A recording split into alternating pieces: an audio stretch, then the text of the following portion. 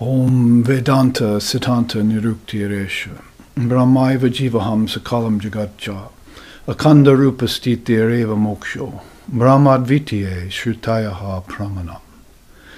Om Shantihi Shantihi Shantihi.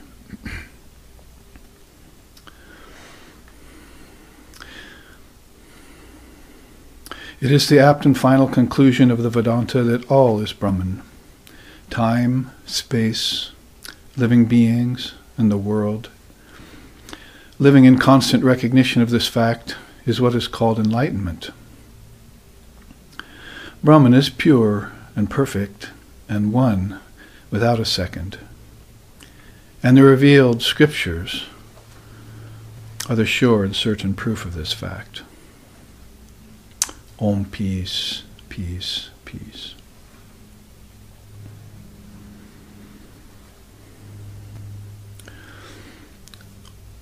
Om nahi ginena sudrishyam pavitrami havidyate tat yogam svayasam siddha kalenadvani vindate. Om shanti, shanti, shanti. The qualified student approaches the illumined preceptor via prostration, humility, and profound questioning. Then the illumined souls initiate them into the highest path. Om peace, peace, peace.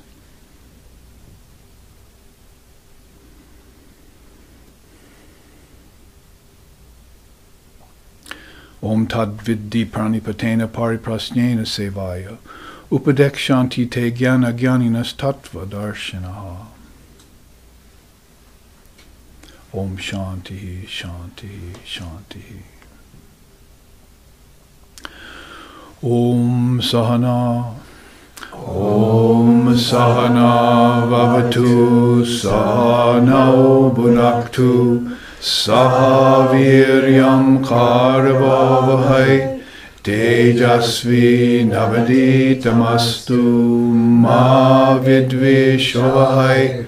Om shanti, shanti, shanti. May Brahman, the reality, protect us. May Brahman sustain us. May Brahman illumine our thinking consciousness. May we not find fault with each other, with the world, or with the teachings. And may what we study be a source of inspiration to us eternally. Om peace, peace, peace. May peace be unto us, and may peace be unto all. Om Hari Om.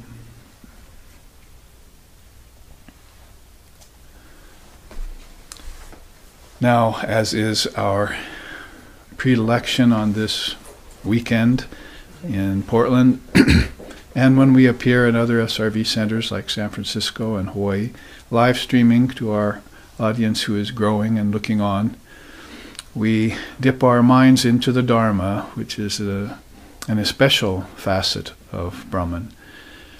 Very clarifying, revealing of those, as Swami Vivekananda said, the bed of corals and pearls and so forth that are at the base of the ocean, which you only see when that ocean swells and dips. So sometimes on very clear you can see that ocean bottom and all that wealth there. So as if to say all of this is buried underwater, as Sri Ramakrishna was just saying in the nice analogy he used in the gospel before the live streaming audience joined us. We were listening to that. Uncovering gold and then keeping it anywhere you want. First you have to dig it up and take the effort to do that, but then once you have it, you can store it back in earth, or you can store it in a box or in a bank, whatever you want to do with it, and it becomes readily available and accessible to all souls who are seeking such rare treasure. Not all souls are seeking that. In fact, we say of these 7 chakras we were talking about at the retreat in Seattle last weekend on the Devi Upanishad that we studied, another rare find. There's very little population. So the trail is very unpopulated when you reach these higher centers. And people who are interested in speaking and hearing wisdom, only people who are having visions of what's beyond the world of name and form and time and space. And of course, any kind of transcendent samadhi, which is associated with the Sahasrara chakra, or the lotus at the top of the head, or symbolized by the crown of the head. But it's very densely populated below the heart, in the three lower centers, where eating, drinking, and sex life is going on, and procreation and so forth. And as it reaches this hub of the ancestors, where birth is taking place, and death, and reincarnation, as we say in our tradition, there's a medium point right there at the heart. 3 below and 3 above, they often describe that center, Hridaya or Anahata chakra, where all the devotees tend to collect. So that's something we need to focus on in our earthly life. We need to bring our attention to the heart. It's a good teaching whether you look at it metaphysically or spiritually, in terms of spiritual growth, or if you just look at it as a reference to love and compassion, the way you should be dealing with each other. As Sri Ramakrishna again said in the Gospel, that Father is your guru, so you have to revere. And then you find another guru, and that is a guru of deeper wisdom. The Father usually opens the path for that. And so in that case then, you begin to revere Father, Mother, Guru. Those are actually A-U-M of Om, one of the assignments of those Triputis. So must learn to revere and at least respect those wisdom principles that are given to you as a boon from the Divine Mother of the universe. So, arriving at the heart there, where the Upanishad says all the subtle nerve endings meet like the spokes of a chariot wheel at the hub, you cross over that farthest shore beyond all darkness, and you dwell forevermore in that love of the Lord. So that's a heavily populated area, compared or contrasted to what's above the heart. And you begin to get these rarefied visions and so forth. Well, we know that in Vedanta, the way to hone the mind and senses and purify everything below this center has to do with what's called viveka. And Swami Vivekananda took his name, of course, based on that great principle to, as Christ said earlier, separate the wheat from the chaff. You need to separate, as Vedanta says, the real from the unreal, or the essential from the non-essential. It's a matter of spiritual priorities. We know that there are many priorities in our life, and some of them take precedence over others, quite often, unfortunately so, that we have to put out fires instead of dealing with our imminent karmas that we've come here to neutralize, and that get in the way of attaining the salient ends of our work. As Vishishta says, if you reach the end of your life and you still have desires, or you're not peaceful in mind, then something went wrong along the way.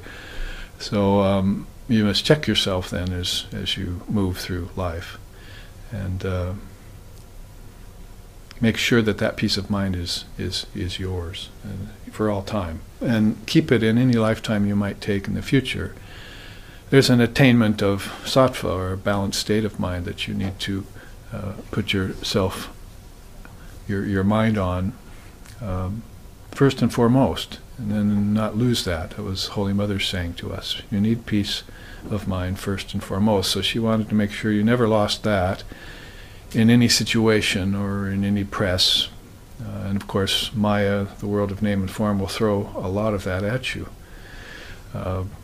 Maya will try and press you, suck all the juices right out of you, but you should be trying to press Dharma, to extract the essence, the ambrosial nectar of the Dharma teachings, and keep those first and foremost in mind, like pressing sesame seeds to get oil.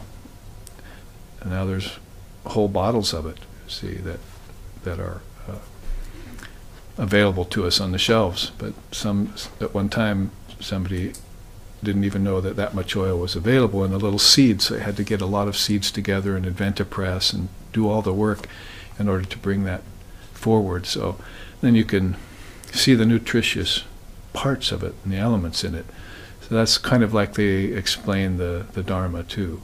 You need to press it and bring it out from hiding, like patina in copper, or like gold in the earth, or like fire in wood. All of those metaphors they use to convince you that this needs to be brought forward and then applied to your life. Again, as Sri Ramakrishna was talking about in the Gospel. So Viveka is the superlative way in which the spiritual aspirant achieves that. Have to bring out something from hiding, is, look beyond the appearances of things, and they're always doing that, like a Sherlock Holmes of the spiritual realm. The game is always afoot, and they're always sloughing off coverings and moving through barriers and keeping clear and intensifying the approach and the path, so that one becomes like a Vivekananda, who is described as being like a sun. Let's say that there's no darkness ever around a sun. So you'd have to get very, very far away from the sun in order to be plunged into darkness again. So we want to get closer and closer to that sun of wisdom.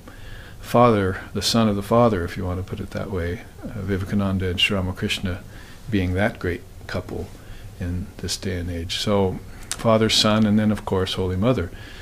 So you need that triumvirate, and it's a trinity of a higher level than Brahma, Vishnu, Shiva. Brahma, Vishnu, and Shiva are the powers that come out of such a divine play as that.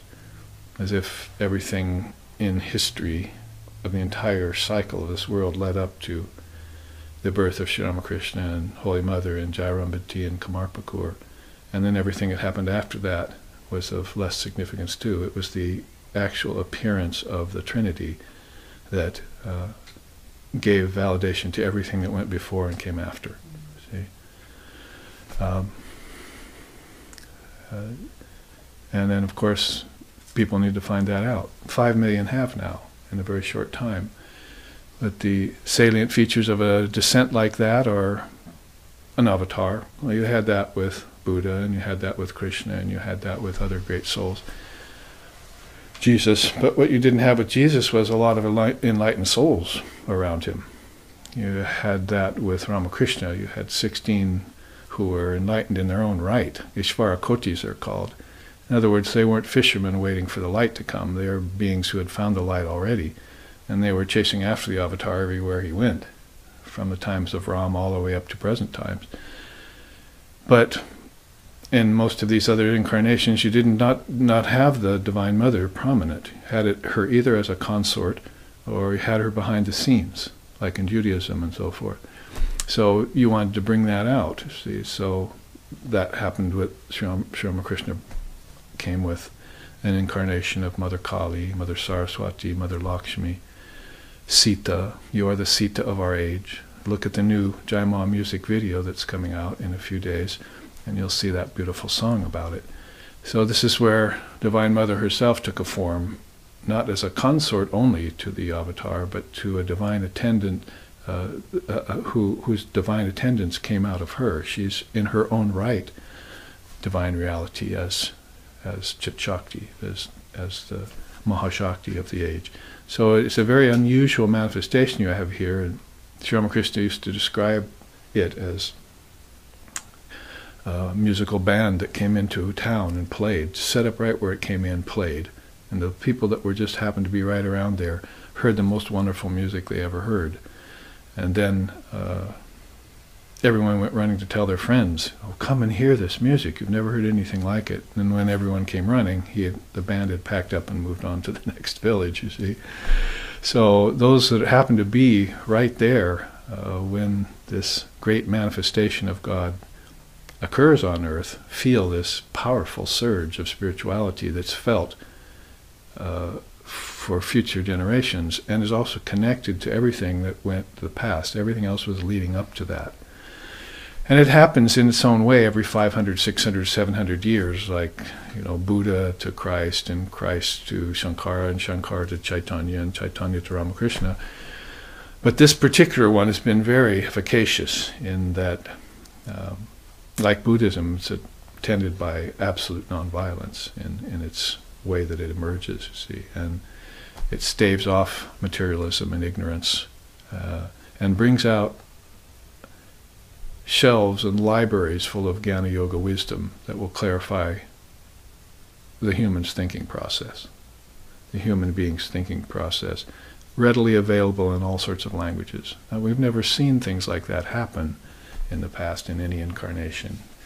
So this is 3 or 4 very salient points again that attend upon this particular manifestation, and beings are making ground in leaps and bounds in this day and age, which happens to be the Kali Yuga, the darkest of all the ages, according to his Hindu cosmology. It's the darkest of all ages, called the Kali Yuga. So you need Mother Kali to come in the Kali Yuga and shed some light. And we know that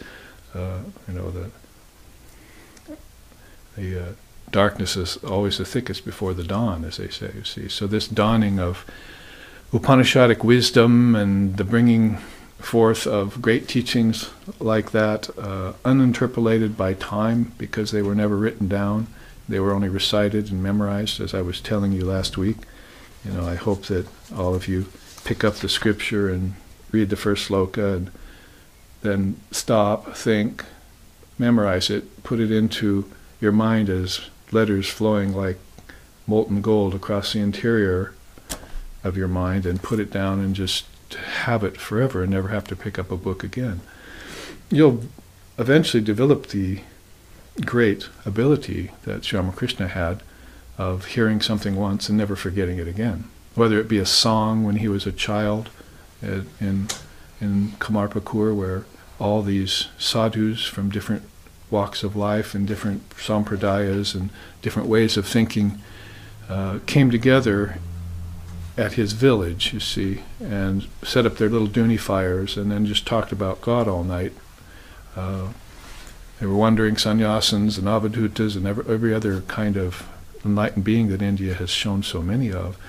And little Gadadhar, would leave his home, usually not known to his parents, and sneak out and would go and bring them wood and so forth, and then listen to their talk. So as a child, he heard all of these great wisdom teachings from different philosophies and different perspectives, and picked them up and never forgot them. And he heard the songs that these beings sang, these songs of love to God, emoting this intense devotion in their different ways, some tinged with wisdom, and some tinged with bhakti, and others with meditative path and so forth, stotrams and bhajans and different chants that they would do. And he picked those up and memorized them right away, you see.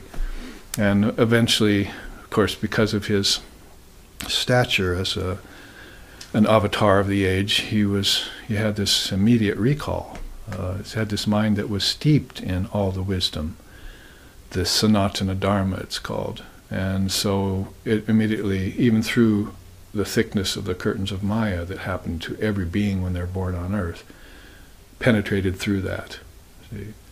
For some soul like Radha, Krishna, Sita, Ram, those kinds of souls, it's just a matter of, as we say, gold right under the surface of the earth. You just brush it and there it shines. Most people, their gold is buried very deep. They're going to have to dig and dig to get it. So this immediate recall is a part of that. We call it divine memory, smriti betu. It's something that all beings need to recover, because when they do, then they won't go running outside anymore for knowledge. They'll know that all knowledge lies within them, which is one of the 7 laws of yoga. All knowledge lies within you, and or the kingdoms of heaven are within you, if you want to put it that way. And you'll stop vexing yourself to death looking for God outside, and you'll find it inside, and you'll stop at that moment. Just like you would stop when you read one sloka and put this down, and you'll consider, and you'll nod your assent, you see, and you will drive that pillar of Dharma deep into the very mud of Maya and separate it from its foundation. We will crush the stars to atoms. We will unhinge the universe. Don't you know who we are? We are the children of Sri Ramakrishna, as Vivekananda was later to write in a letter. So, this is swift, it's immediate, it's really faster than the mind can comprehend, so it's going to take the mind some time to catch up to what's happened to it, not only on an individual level, but on a collective level. And this is always the way in which this great band, this great musical band of Avatar, and this, whether there's Noble 8 or 12 apostles or 16 direct disciples, always moves through time. It's actually been noted as a path in India. One of 42 paths I've found and noted down in this from the scriptures. And it's called the Avataravada. Those beings who wait and attend upon this great manifestation that comes every 500, 600, 700 years.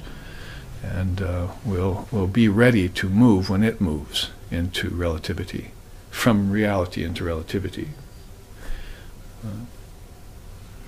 A great song that Swami Shardananda wrote about Sri Ramakrishna and Vivekananda moving through the star-strewn path, like through all the inner worlds and coming to the physical world. Star-strewn path means all of a sudden encountering the physical worlds from inside out, and then taking a birth, selecting their parents, being born at a certain auspicious time, and then from there on living their life here amongst all of us, so we would know that God is real, and dispensing this great wisdom to us for our highest good. what Krishna called Loka Sangraha, for the highest good of all living beings, not based on any desire for themselves or any speck of selfishness, but just looking upon us as their children and awakening them at a specific time, which is in keeping with their own karmas and their own destinies. So we know that this viveka, this discrimination, is a key part of the Vedanta's way of waking people up. That is, you may see the light, but from hearing the truth, but you need to then put it into practice. And that practice is called viveka vairagya, adhyuropa apavada. And there's other Sanskrit words that bespeak of it. Adhyasa or vivarta means you have to admit that there's been a covering over the formless reality because of the advent of form. You want to put it as simply as possible. And when Buddha's first noble truth was pronounced, there is suffering. This covering causes suffering because it removes you from your true nature. Apparently so. You're never apart from your true nature, but apparently so you've been divided. There's now two instead of one. Because we chanted at the beginning of the class, Vedanta, Siddhanta, the conclusion of the Vedanta is all is Brahman, time, space, living being. All that can be called Brahman, but only from the standpoint of if I and I be single, not from the standpoint of this dual I or this dual mind. We know that the dual mind really can't be healed of its duality. You have to lift off of it. There's so many imperfections in the dual mind. Good, bad, pleasure, pain, life, death, bondage, liberation, virtue, vice. Mother puts to death with her shining sword of wisdom all of those dualities, Ram Prasad sings. And therefore consciousness can let go its moorings. You see, and it doesn't see itself as two anymore. It makes this inward pilgrimage to the most pristine of all holy places, you see, which is in its own heart. And it arrives there, and its eye becomes single, and it never ventures forth again from that single-minded stance. It's samatha now. See, it's all completely equal, and everything has been neutralized in it. There's no more desires, and there's no more casting about in relativity. There's no more doubts and fears. Ignorance is gone forever. And you emerge like him. Swami Vivekananda. We saw him in 1893 and in 1899, in his 2 visits here. And we finally saw, Americans finally saw what God in human form was like. We actually saw him here. So he's really become our first seer. India has hundreds over time. We have not got any until Vivekananda set foot on these shores. And that's another specific, special facet of the descent of Sri Ramakrishna and Holy Mother into this land. They first came down in Bharat, the Holy Land, and then the plan was to spread. See, Mother was to spread that across the whole world. See, so it's you're a part of it right now. It's happening all around you, and from 16 disciples to 5 million people in a very short time, and it's gaining ground fast and swiftly. So open your eyes and see. See, walking about the world with eyes wide open, you remain entirely blind. One song of India sings. That's where the zombies have come from, right? As of people, Halloween now, tomorrow you see, and you've seen zombies walking around even before Halloween out there. So, but anything, people who aren't in costumes are zombies, see, out there, walking around with their eyes wide open, but they're entirely blind. Blind to what? To their true nature, to the fact that the world is unreal, to the fact that Christ said, renounce it, give it up, because birds have nests, foxes have holes, but you have no place here. The son and daughter of God have no place to lay their head here on earth, because they're not matter. This is a material realm, you might have noticed. Even quantum physics has showed you that it's shifting sands. It's just particles changing at a billionth of a second. So give it up as quick as you can. Get out of the house of fire and take your precious cargo with you. You see, your Atman. The only real thing that you own is yourself. Everything else changes, passes, is born, dies, and so forth. And that's what the Adhyatma Ramayana is on and on about already. And we looked at it last week, remember? In the cave of the body is eternally set the one unborn being. Okay, let's close the class and go away and meditate on that, you see. In the cave of the body is eternally set the one unborn being.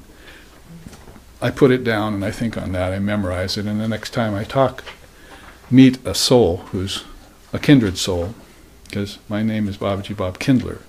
So I'm trying to kindle wisdom in you because you're a kindred soul, you see. And this I want to share with you, see.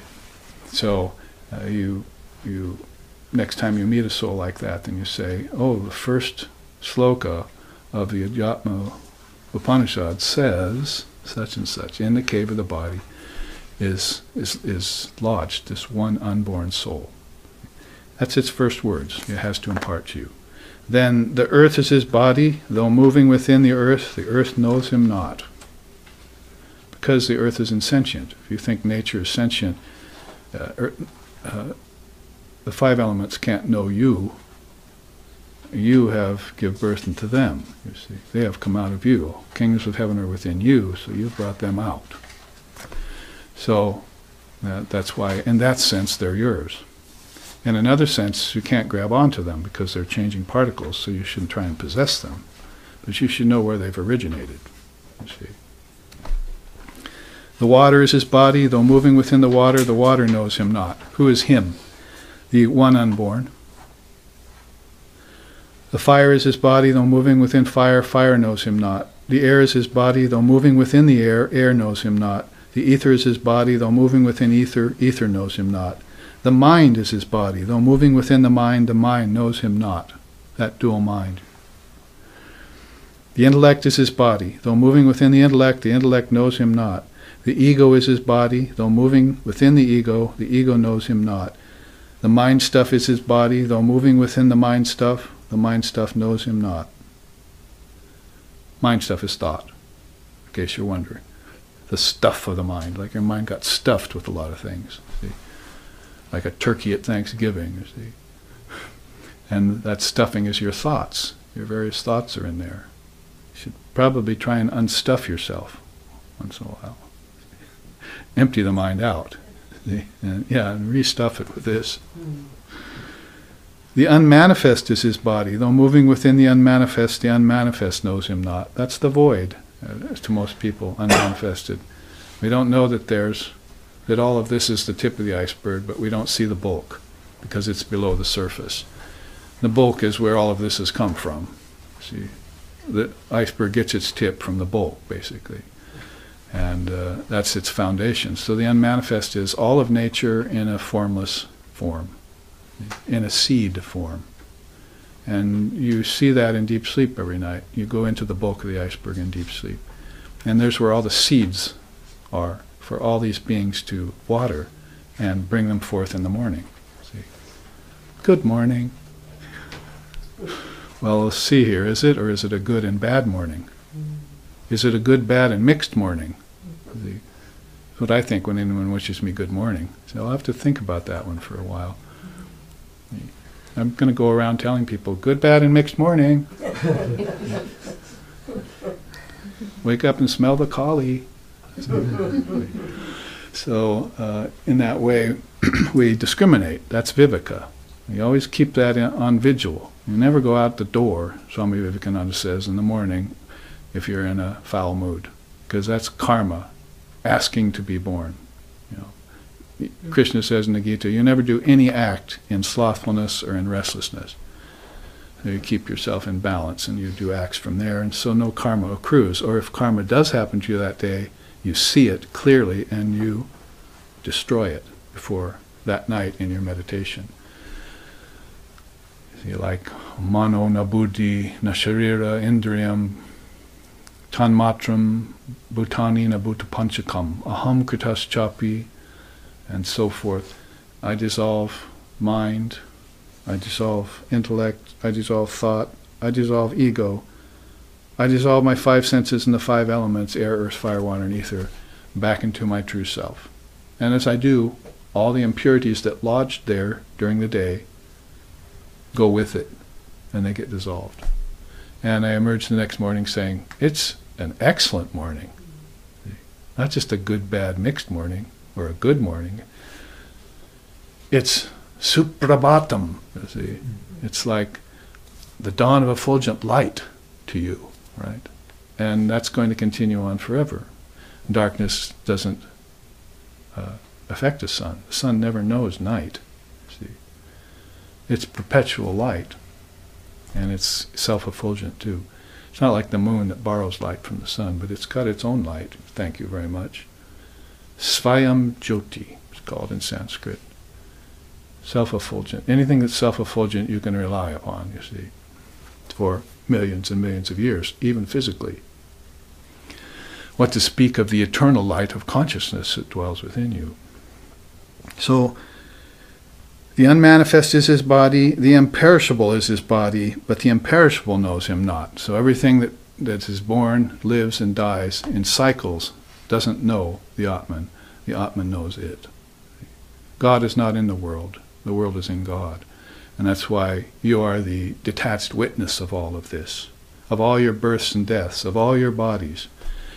And keeping that dharma, that wisdom, that precious non-dual wisdom close to you, then doesn't matter whether you're in the body or beyond the body, as the teachings are about to say, whether you're jivatman or just jivakoti, and you keep that dharma close, and you'll realize the paramatman, the supreme self in you.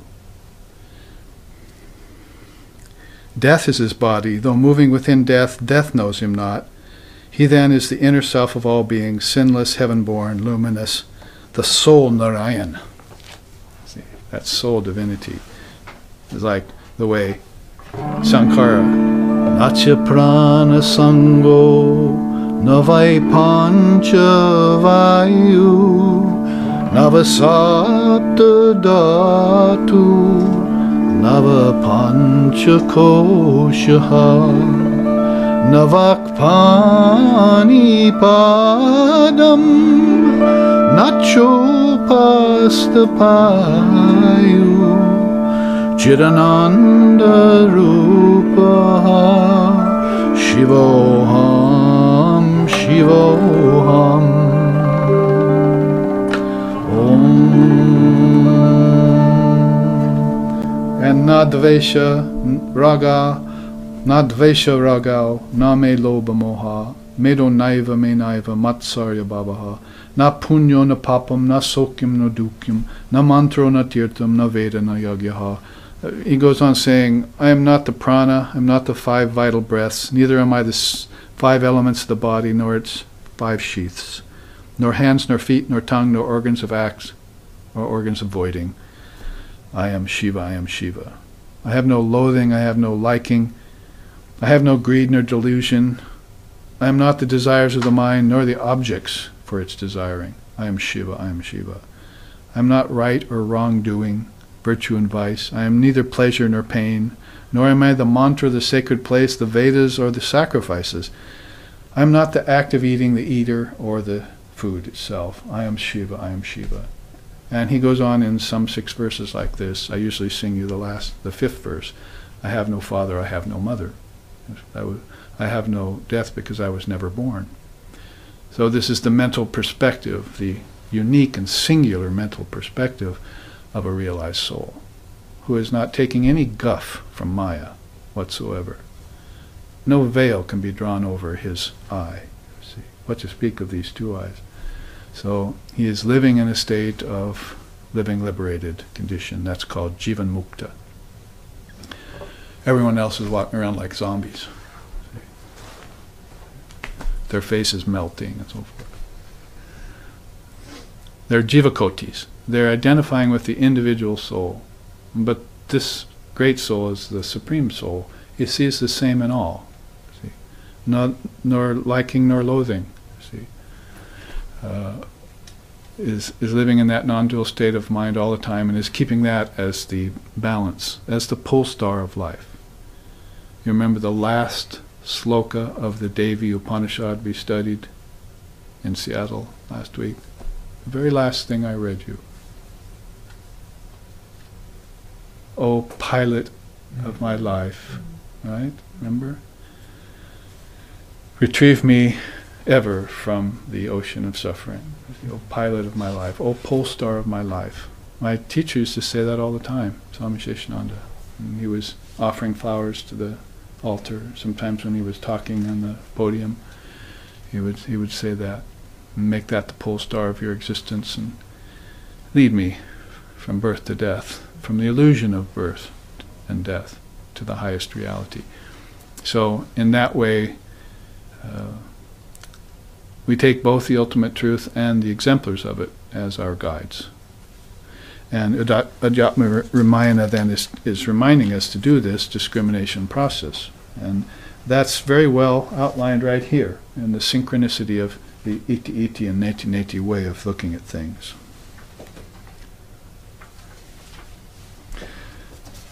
This I put together a couple Christmases ago, right around the time I was putting together that Atmic particle chart. Because it's very subtle, this truth. We have so many modalities out there that are appealing to body and appealing to senses, appealing to our energy, our life force. As he just said, I'm not the 5 life forces. And appealing to our brains, our impurities, our sins, a whole host of things out there are vying for attention in the dual realm. But the Dharma comes forth and saves us again and again, and removes us from those misassumptions. It's not that you can overlook them entirely, as long as you're moored. As long as your sailing craft still has barnacles on its hull. But you're not the craft, you're the sailor, you see.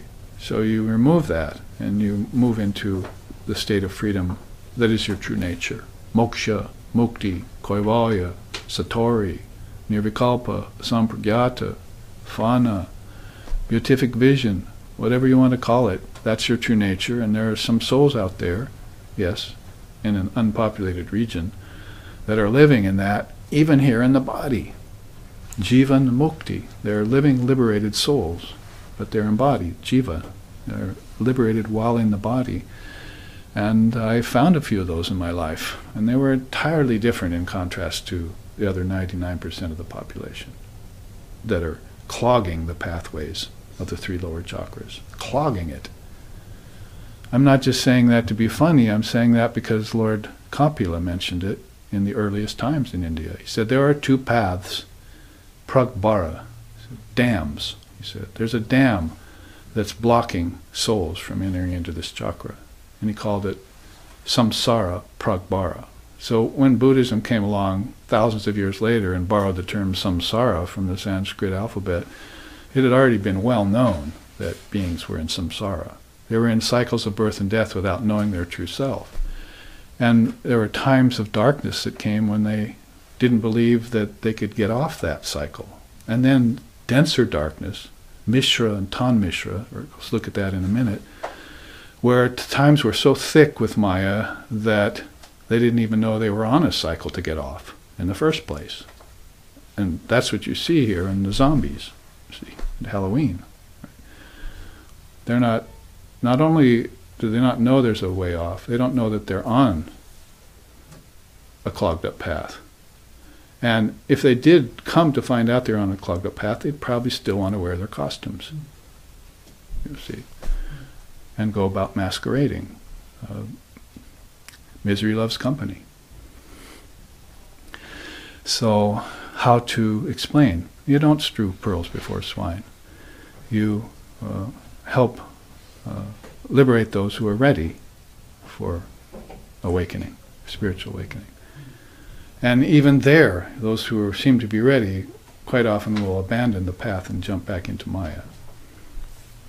So when you look at neti, this teaching, not this, you're talking about what I just sang in Shankara's hymn. You're talking about the first introduction or preliminary teachings to the Adhyatma Ramayana, where he's not earth, water, fire, air, ether, mind, intellect, mind stuff, which is thoughts, the unmanifest and the imperishable nature.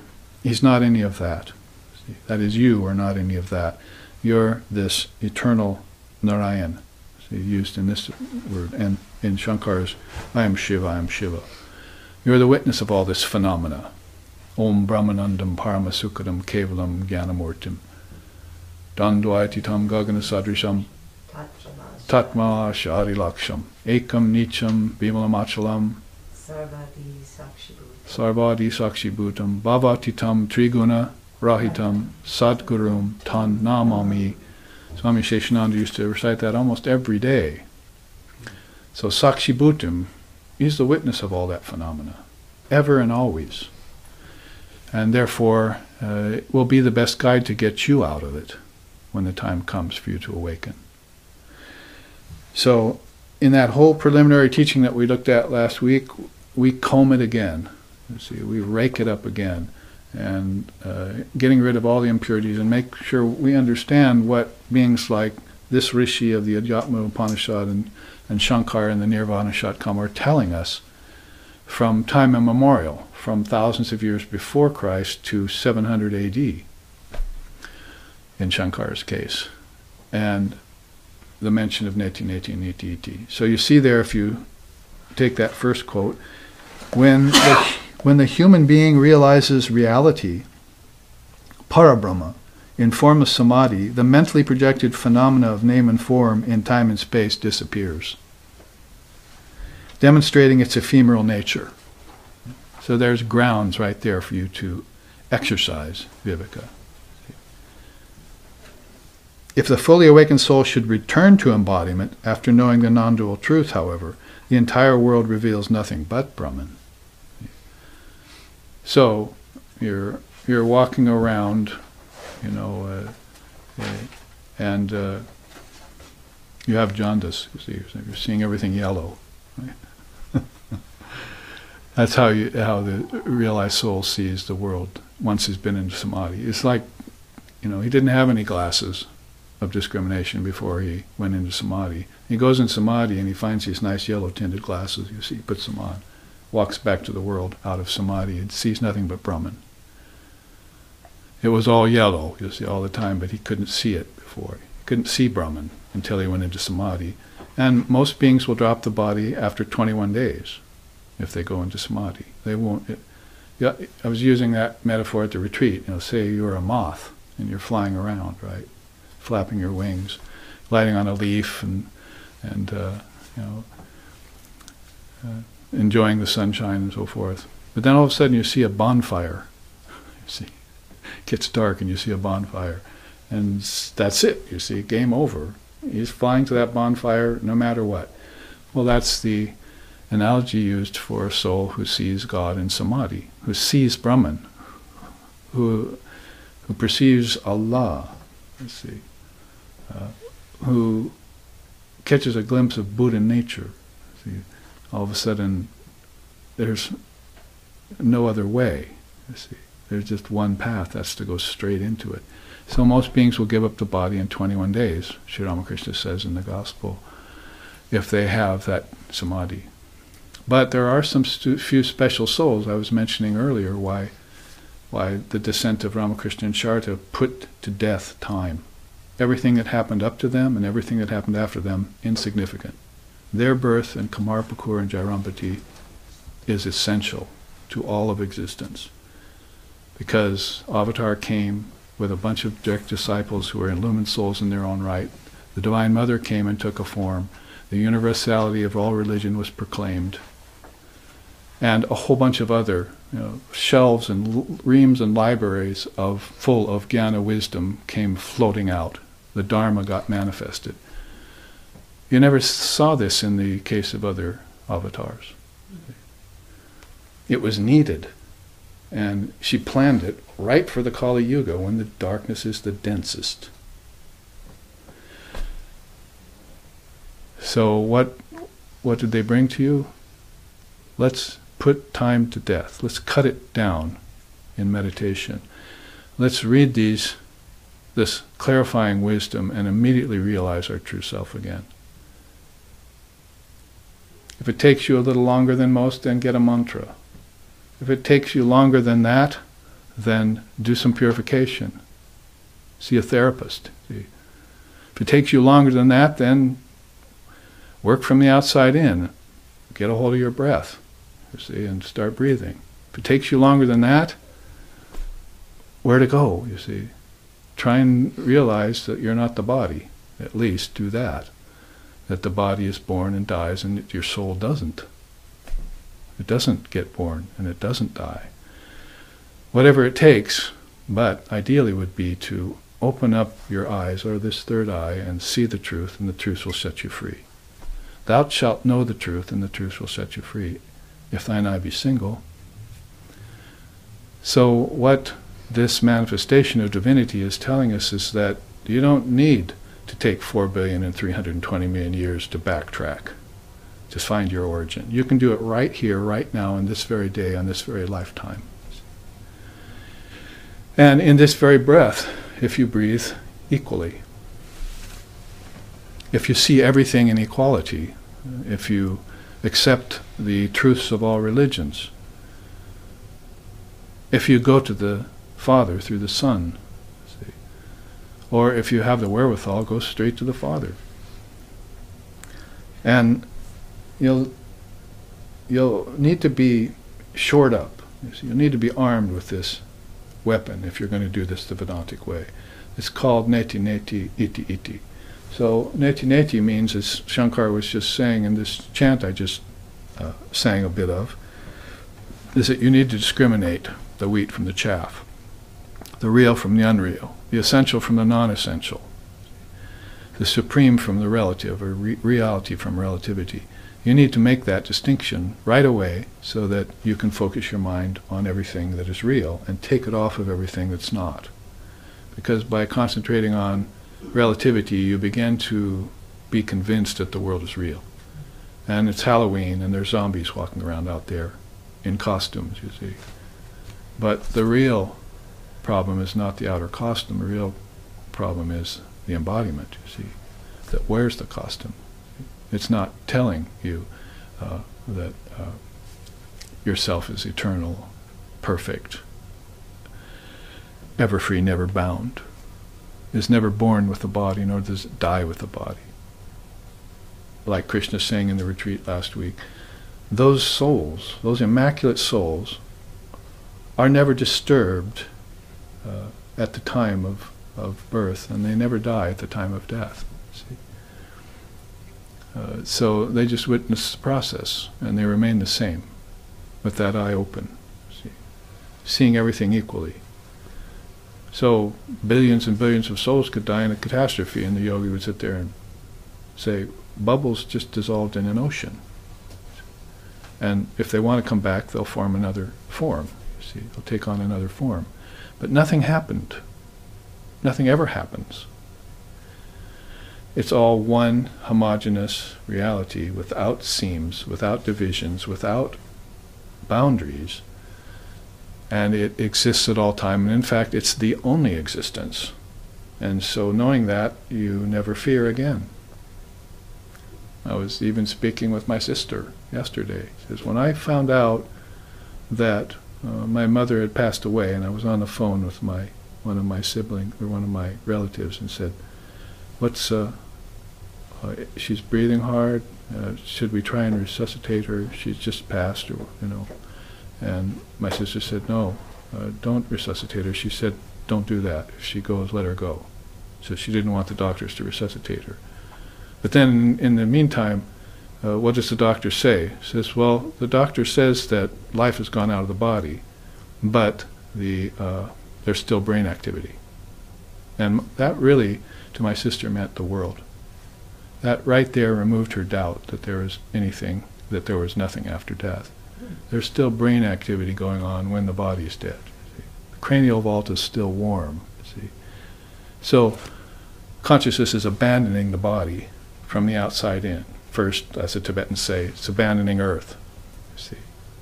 And then it's abandoning water, its mouth gets dry. Then it's abandoning fire, its eyes burn. And then it's abandoning air, you see, it can't breathe very well. Then it's abandoning ether even, and it begins to be unsteady. You see, it's leaving the realm of the five elements.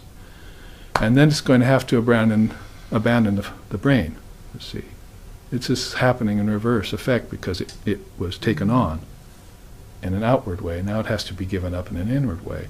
So whether you look at it philosophically or through a process of the Tibetan Book of the Dead or whatever it is, you have to know that consciousness changes stations.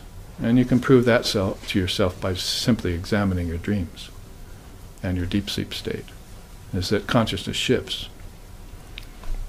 It takes on forms. And then it gives them up, like children outgrowing sets of clothes as they grow up. Like the wind that carries flowers from scents, from unknown sources, on the air. I move, Arjuna, amongst bodies, and no one sees me. That's Krishna's words in the Gita. Like scents from flowers, the wind carries them from place to place. You catch a whiff, you don't see any flower around. See?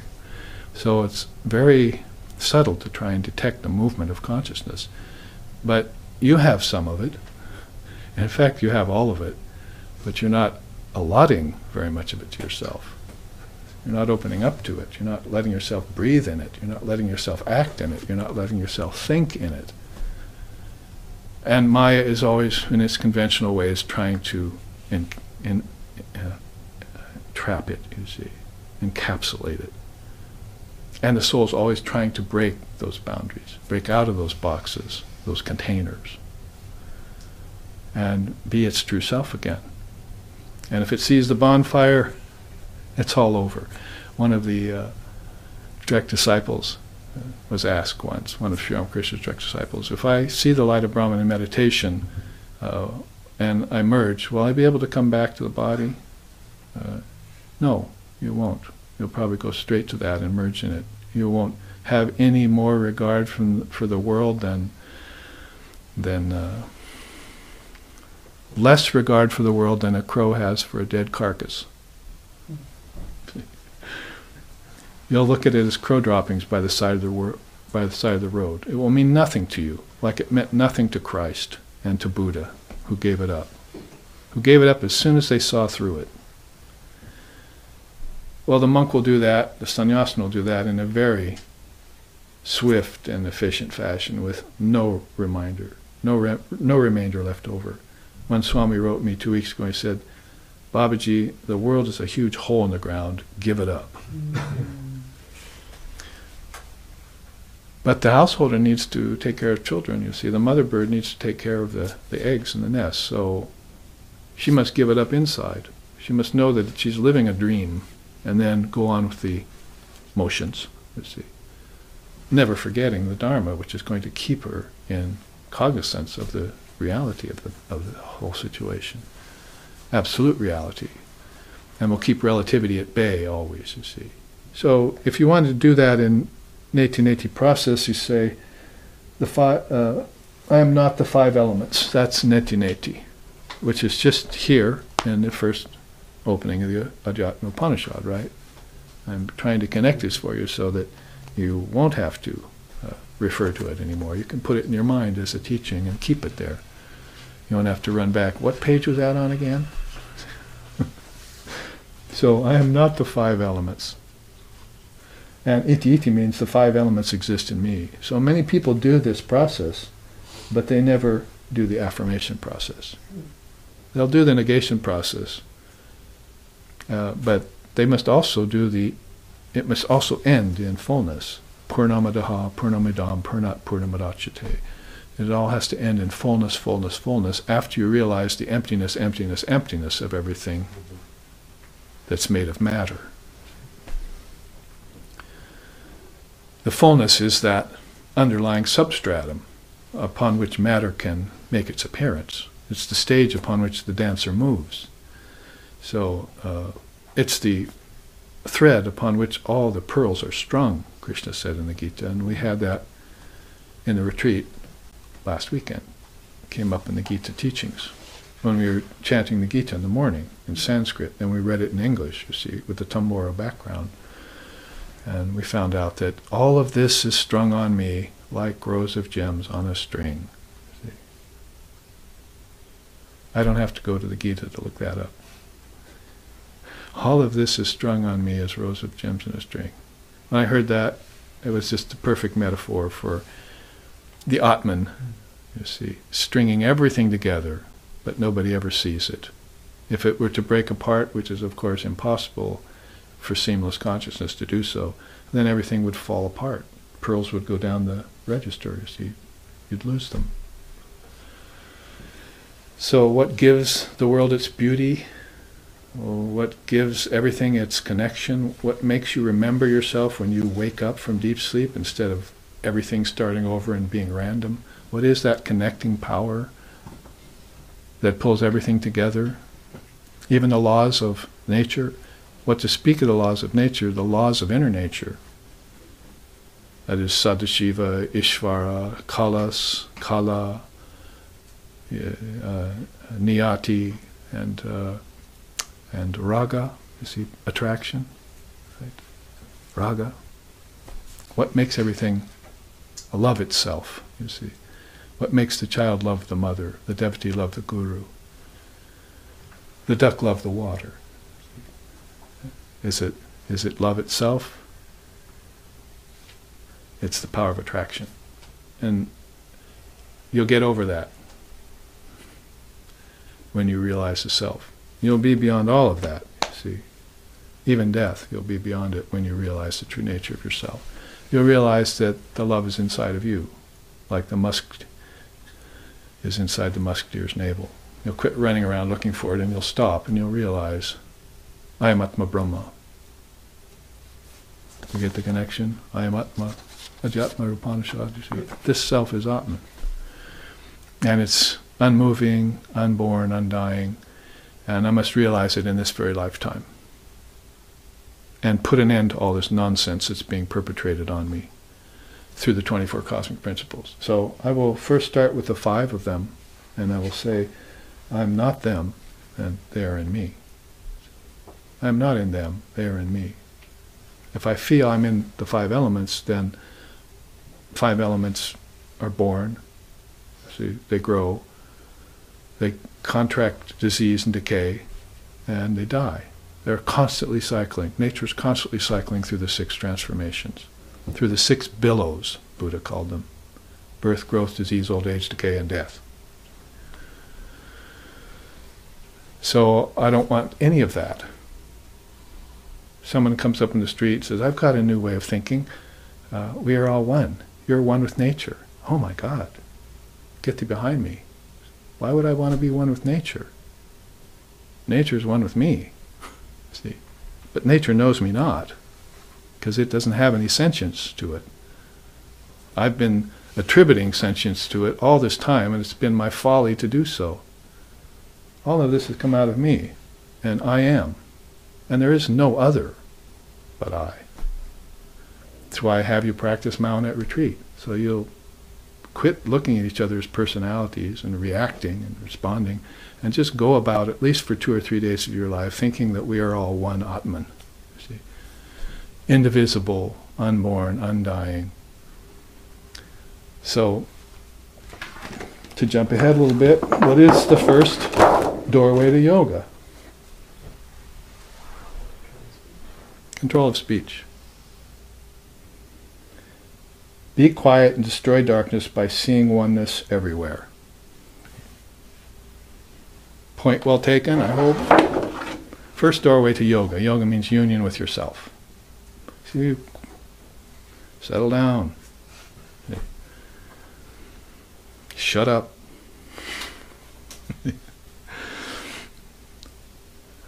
Be thou calm, O sannyas and bolt. Right? Be thou calm. All right. That's the Pancha Mahabhutas, the 5 elements. You want the nice big Sanskrit word for it. You encounter them first. You see the helix of Maya here. She's spinning all the time. She's dual. She's throwing vibrations off of her all the time at these levels of the 24 cosmic principles. Some are very gross, some are subtler, some are causal. Nonetheless, they're all not Brahman, and they're all not you, therefore, because thou art Brahman. Aham Brahmasmi, I am that Brahman. I am my Father are one. Now you get to the Dasa Indriyas, the 10 senses. That is basically the active senses, procreation, locomotion, touching, so forth, and the cognitive senses, seeing, tasting, touching, hearing, and smelling. You get to them, you say, I am not the senses of cognition nor of action. And the senses are nothing but Brahman at all times. The senses see nothing but Brahman at all times. So they ask Vivekananda early on, have you seen Brahman, this great reality you talk about? And he said, I've seen nothing but Brahman ever since I opened my eyes. And that's the case with you too. You have actually seen nothing but reality ever since you opened your eyes. But he was aware of it and we weren't. See? Why? Because he had done the Neti-Neti process lifetimes ago. He's now called a Nityasiddha. See? He had enacted this for us. He didn't need to have it at any point in his existence, because he was all existence, all times. So he enacted this for us, you see, like Ramakrishna took teachers. He didn't need any teachers. What did an avatar need teachers for? To show you that you should take a teacher if you're confused, if you haven't realized yourself yet.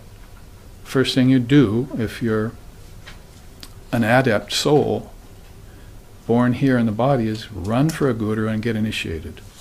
You get that done. You get that accomplished. And out of the way. And try and get yourself swallowed by a cobra instead of a water snake. If you get swallowed by a water snake, an effective teacher, then you croak and croak and croak. The snake suffers and so do you, the frog. You see, the eagle, the frog eagle. But if you get swallowed by a cobra, one croak, it's all over. You'll give up that ego and surrender it, and you'll be free, you see. And then you can be effective in everything that you do. You've mastered the art of self-sacrifice, self-surrender. And Americans have an extremely hard time doing that. Extremely hard time. They're arrogant. They think they know everything, just because of a little power from splitting an atom and the control they can get over it, over other races. arrogant Americans. My teacher said. He was yelled that out when he walked around the ashram. And the Hindus would be over there, you see. And he'd turn to them and go, "You're weak, you Hindus." So he was scouring everyone. You see, he was waking them all up from either their weakness or their arrogance. Those are the two poles of the ego. Well, we're getting to that. So anyway, these senses are nothing but Brahman at all times. So we should see it that way. These senses are called indriyas. That's the word. Dasa indriyas, the 10 senses. And they have powers in them. And we're not acknowledging the power of the senses. We're putting them on pleasure. We're wasting them on objects that are unreal, because they're made of particles that change at a millionth of a second, and they get lost, and they get stolen, and they decay, and you become bored with them. Still, you go after objects. You can't just say, okay, enough of that senses. Let's go back and go into the cave of the heart and store up that power that I've been wasting on the outer world all the time, and stoke the fires in there. See, there's a lot of power in the senses. So to do that, you're going to have to ask yourself, what is the power of the eye to see? You say, the eyes. Well, the eyes are just fleshy orbs. They deteriorate soon. They actually stop seeing after 60 or 70 years. So you're going to vest yourself in them? No, there's a power in the eye to see. That's the indriya. That's God seeing through the eyes. You may not know God yet, but you can know the little God that connects to it. And that's why Christ said, man does not live by bread alone. He lives by this power that comes through the senses. And the energy that comes from food replenishes them on the physical level. But they actually don't need replenishment on the subtle level. They get their power, like the moon gets from the sun, by connecting to vital force and to mind. So, next level, I am not the ever-changing vital forces of nature. It's like saying I'm not air, earth, fire, water, and ether, but I'm not that which propels them either, because there's where most people fall down if they even set foot on the path of yoga, is they begin to think they're the life force by which all of this is upheld. But we had that in Krishna's teachings last weekend. First there's my manifest form, eightfold, prakriti, right? 5 senses. And he said, then there's my unmanifested form, the life force by which all of this is upheld. And so you'd think, oh great, that's the life force, you see, by which everything is upheld. Water flows, fire burns, eyes see. That must be me, see. Yes. But no. But now. Basically, you're not all that. You're this, you say, the next thing you would say was, maybe I'm the mind and its thoughts and its intellect. But he says, I am the supremely unmanifested in all. The supremely unmanifested, beyond nature and beyond the 5 elements and the 5 vital forces. That's my true nature. And being fools, he says, fools see me as being clad in the form, not knowing my true nature, which is beyond form. That comes next. Fools assume me to be clad in form. Oh, there's Sri Krishna walking around. See? Oh, look at Lord Buddha's coming down the road. Advaita would say, kill him. See? Get rid of that form. Zen Buddhists don't want forms. But if you're not a fully enlightened Advaitist, then you're going to say, will you come over here and talk to me? You see, I need this form. I need the son to get to the father. I need the guru. You see. And then, as Sri Ramakrishna says in the Gospel, pretty soon the mind will become its own guru. But it needs to get that touch. Vivekananda said, you can go to the tops of the Alps, tops of the Himalayas, the Caucasus. You could go to the Gobi Desert or anywhere else. You will never get enlightenment until you take a teacher.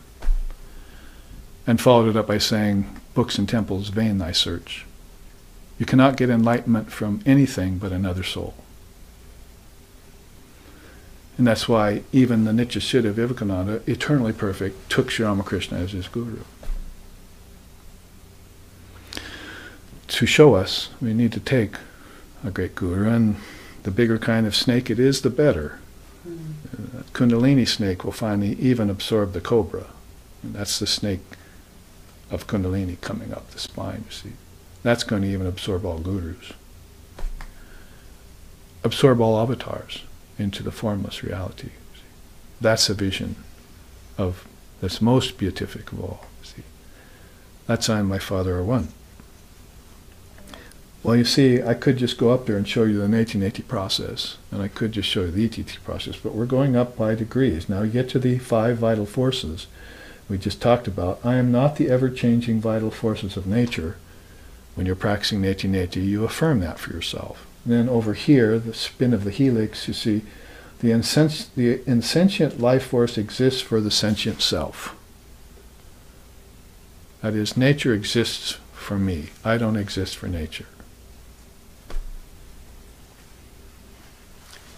Man does not live to eat. He eats to live, my teacher used to say. When you live to eat, you are getting pleasure from your food, you see it. You get old and you don't like food anymore. Quit eating. So I'll just leave it behind now. So why wait till you get old? Why don't you just eat to live now? And why don't you eat that food and get its nutrients and bring it up the spine through spiritual practice? Because that's the inward process. The senses went outward and they wasted and frittered away all the energy you ever ate. See? The final organ of action is called what? Excrement, you see. So that's where food ends up, and that's where the body ends up, as food for others. And then after you get eaten, your body gets eaten, you end up as excrement too. You see. So is that what you want? Shit happens. You see. Shit happens. So you want to move inward, you see. So take the power from the senses and move inward by degrees like this and realize this life force. And you'll know that it has a connection with your breathing process. So you'll start breathing and doing some breathing exercises and equal out your breath. You'll be able to sit. You'll be able to stop your thoughts from thinking. And that's the next level. You see, the ahankara, the fourfold process. So the insentient life force exists for the sentient self. It's like saying, like Father of Yoga, came earlier than Shankara giving you this teaching. And he said, the problem in this age, the way I see it right now, is that the seer has become the seen. The seer is identifying with the seen instead of with its self.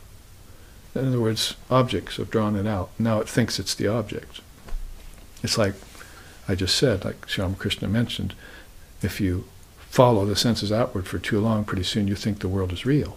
It actually becomes your way of thinking that the world is real. Does that sound familiar to you?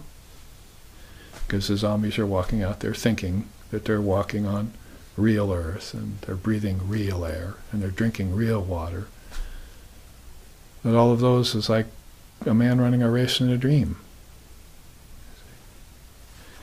Drink all the water you want, eat all the food you want, you're still thirsty and you're still hungry. It's a never-ending attempt at satiation, but my teacher gave that talk every year to the Westerners. Satiation never comes. And he had given it up. You see, for 90 years of his life he had given it up. So he had withdrawn the senses from their objects. Like, say, eyes to the TV, see? Or eyes to the device now, see? Speaking at Wyoming College, a couple weeks ago. Do you hear the words coming out of my mouth? See? Huh? Think you're going to get enlightenment from a device? Or you're going to hear the wisdom transmission proceeding from Sri Ramakrishna, from Swami Vivekananda, from Holy Mother, and from the Brahmanandam Shivam Shantam Premarupam Niranjanam Yogi Shamadbhutam Nityam Akandadvaita Lakshanam Viganam Trigunatitam Turya Beta Samgitam Subodham Sarada Chaiva Vivikashashi Bhushanam, from the 16 direct disciples. Are you going to open up and listen to them and get free in this lifetime? Because that's what they are, Jivan Muktis walking around on earth. Not too long ago.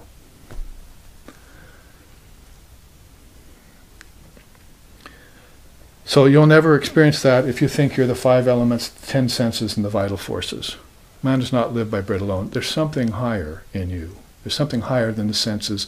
There's something higher in even that which is operating the senses. But what's operating the senses is a key to inner life. It's not fish and nets and loaves and huts and bread and wives along the side of the river. You're just living an outer life. Come, I'll make you fishers of men. I'll give you an inner life, because that's what you're missing. So it doesn't matter whether it's Far East, Near East, or Middle East.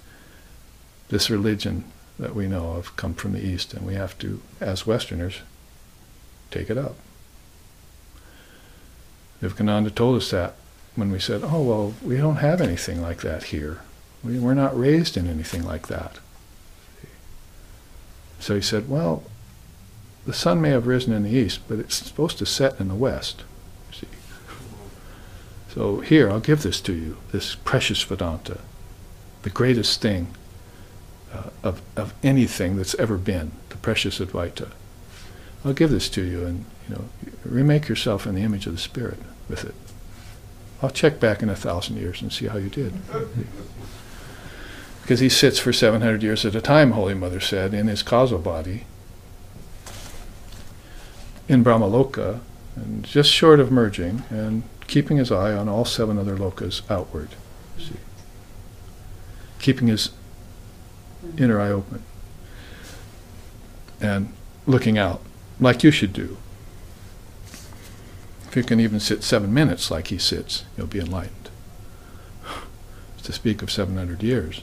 So, get it under control, see, and be yourself for a few minutes of each day. In the breath you take, in the food you eat, and whatever you do, do it in Brahman. Try it. See? Assume it. Let's go on to the next level of things, the ahankara, the fourfold mind, right? That dual mind is so problematic that no matter how you attempt to do it, you'll never heal it. So you must know that it's dual by nature, that suffering is, that it's all appearance, and you must lift off that dual mind and make thine eye single. So that's mind, is one of the fourfold. Then thought, chitta, see what they're talking about here. The mind stuff is not his body, the mind stuff knows him not. The intellect is not his body, the mind is not his body, the ego is not his body, because they don't know him. They're not sentient principles, they're insentient principles, and Lord Kapila told you that thousands of years ago to kick off this whole cycle. So that you go into relativity fully manned and ready for the challenge. And emerge victorious. Manojaya. Emerge victorious from everything.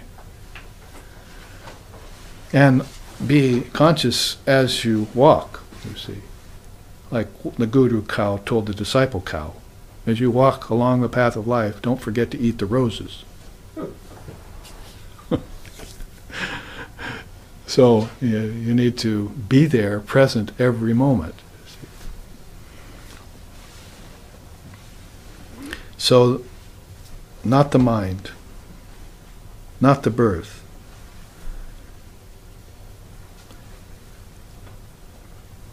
And not the thinking consciousness here, chitta. What else is in the antakarana? The intellect and the ego. See, the ego will be at a very high level of things. So this is the antakarana mental complex. I am not the ego, the mind, its thoughts, or the intellect. The one practicing neti neti affirms every day if need be. Because it gets very dicey here, you see.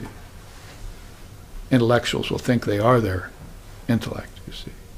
So maybe they're not, maybe Einstein isn't walking around thinking I'm the body anymore because his mind is so elevated that he's in a mental realm all the time. But he's still attached to the intellect and the wisdom that's in it, the knowledge that knows, till someone else comes along and disproves his theorem. Goes beyond what he was able to think about. The rich starlet fears disfigurement. The pundit fears someone wiser. The rich fear thieves. So only renunciation is fearless. Politician fears slander and so forth. Only renunciation is fearless. The only thing that is going to put you in an absolutely fearless state of abhaya is this ability to practice neti-neti and renounce everything you see as changing. And then when you see what is unchanging, fasten yourself to that for all time and never let go. The one thing you can attach to. And good luck with that. So what do you say? Brahman is perceived via every modification of the mind. That's a quote right out of the Upanishads. That is, every time your mind shifts, and just like your senses, you're seeing nothing but Brahman there, but the appearance of things is over it, you see. The change is over it. The sheaths are over it.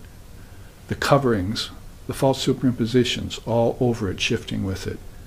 That's called Vikshepa Shakti, the distorting power in Maya. And don't think that it's sentient either. Maya is not sentient, it's insentient. It's like green scum that dances back over the water even after you push it away, but it's not saying, ha ha, I'm going to cover your form, see, cover your vision. It just does that by itself, you see. So that's distorting power. It means you probably need to do some more pushing, you see. Go hire a sewer truck and suck all that green scum off the lake, but it'll come back in another cycle. That's like trying to heal the dual mind, and it's desire to project sankalpa. That's why Krishna said to Arjuna, give up this power of sankalpa, it's a positive evil. If you project anything, withdraw it. Just after you project it, make sure you withdraw it. Om pramadina na sandeyaha kim karishyami vrittiman utpadyante vilayante buddhischa yata jale. What should I do with this mind that projects ignorance all the time? See? And then my unreal doubt comes from my unreal ignorance. What shall I do with this mind? It projects, it wants to, proliferate all the time and create cloud castles in the sky. What should I do with it? I should let this all rise because that's its nature. I can't hold it at fault. See, that's just the nature of duality, relativity, and so forth. But for my part in it, I dissolve it all at the end of every day, back into the self. Right? Iti iti. So after the mind, then you're going to have to arrive at this state called abhava yoga. Neti neti, not this, as compared to mahayoga, all this, you see. So when the neti neti process is finished, you should have also, you will be able to affirm that all is Brahman. And people try to affirm all is Brahman before this process is enacted. And it's a big mistake. We call that pseudo-Advaita nowadays. Like beings will, send you a brochure from their organization, and on the front will be a wine bottle with an Om sign on it. See, hello, come party with us. See? It's not Advaita. I gave up the enjoyment of the senses, and with it went alcohol and drugs and smoking and all the vices, you see, that are keeping you in Maya. I gave that up long ago. That's pseudo-Advaita. True Advaita is going to be based on this process, that you've seen through everything. That you can't build your house on sand, you can only build it on bedrock. And even your intellectuals are still clinging to sand, particles, see, on the physical level, and they can't let it go with a death grasp on it. So I'm going to have to even go beyond them, and I'm going to have to affirm for myself that all this, iti, this is all Brahman, and be able to say that without any doubt, without any misgivings, and tell the God of creation, preservation, and destruction, projection, manifestation, and withdrawal, as reflection, to take it all back. See? Take it all back. I must dissolve it all like bubbles into water. Buddhist ja yata jale.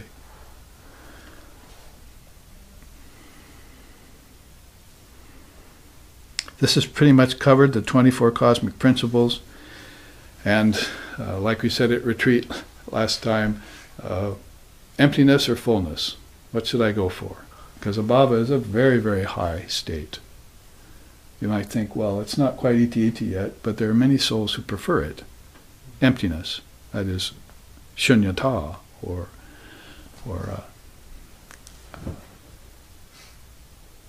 emptiness isn't such a bad thing because it's empty of lust, anger, greed, jealousy, fear, pride, grief, shame, ignorance, attachment, aversion, clinging to life and death, dualities. It's empty of all that. So I think I like this, because I still exist.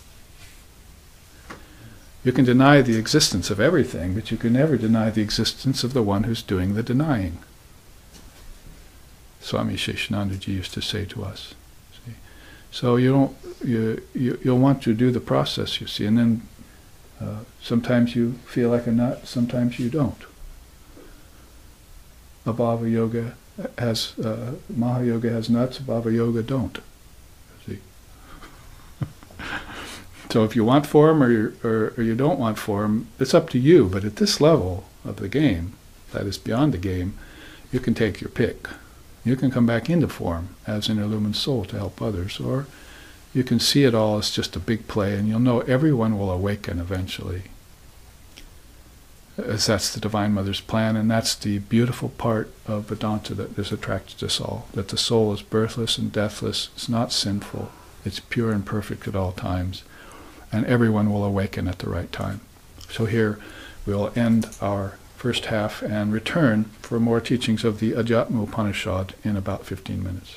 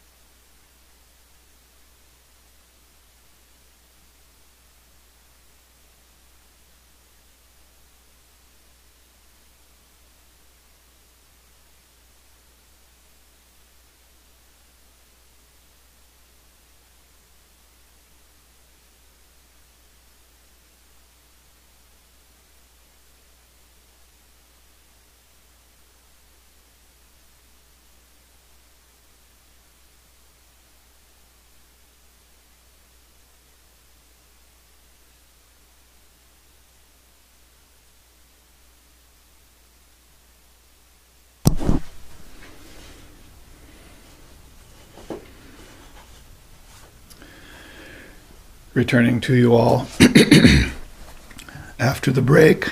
Excuse me.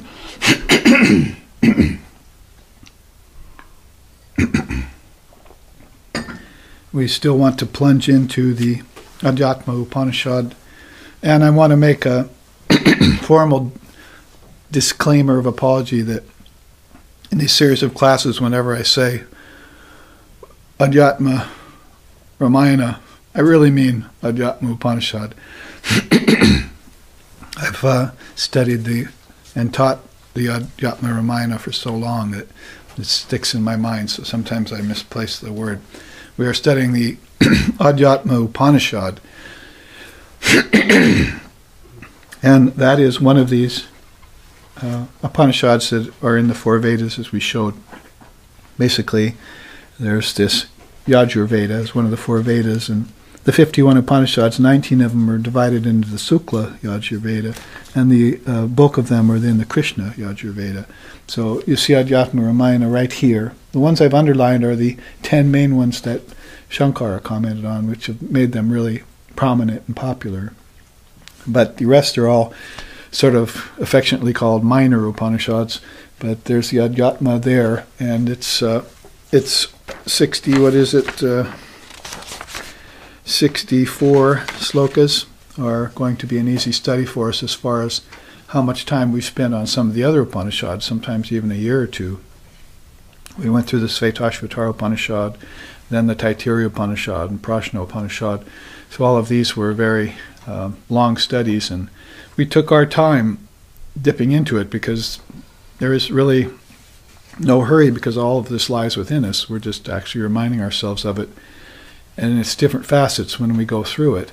And it's like memory again. You have some memory of it and it clicks with you, then that's a very good thing. You have probably a lifetime before or more of having studied this or heard of it in some case. And that's precisely what the next sloka is about.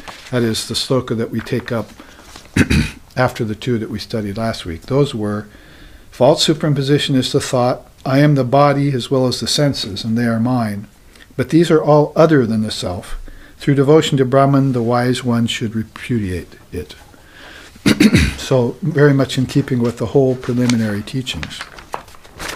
Then we also studied, and we looked at the Yoga Vashishta chart on it, knowing oneself to be the subject, the witness of the intellect and its operations, reject the idea of the self being other than the subject, identifying the I with that.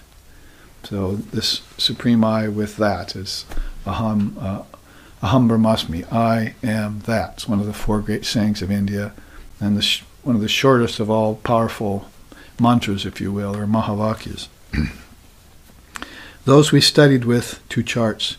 So this all up to this point has been a sort of review, but going back and really clarifying it with the Neti process, adding to it this kind of esoteric teaching about iti, which you don't hear about that much.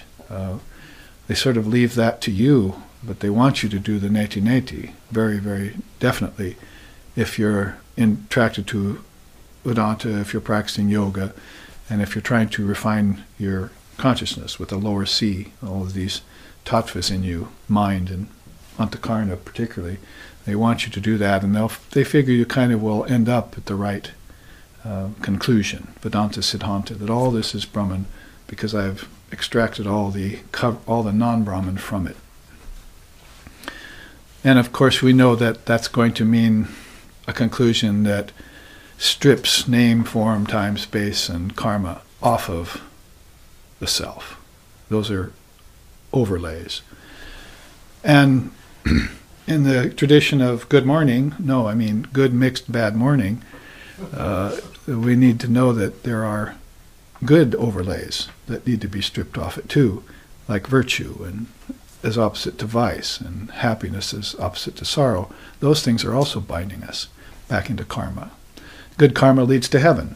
The heaven-aspiring soul is not something Vedanta really takes a liking to. It wants to go beyond heaven and earth and hell because it knows that there are deeper and deeper regions of consciousness within it, and all the seers have found them, put different names on them, pointed to them in different ways. This is one of the swift and as I was just reading an email upstairs in the break, one of the ego-destroying ways. Oh, I came on retreat, you see, and it was hard to hear those teachings, but it was so good for me. So, Vedanta cuts at the throat, they say, if you can manage that, then, your head will come off, and you'll offer it to Mother Kali, and she'll put it in a garland around her neck with lots of other heads that she's gathering. So it means basically brain and mind have returned to their original home, called original mind, or Om, O-M.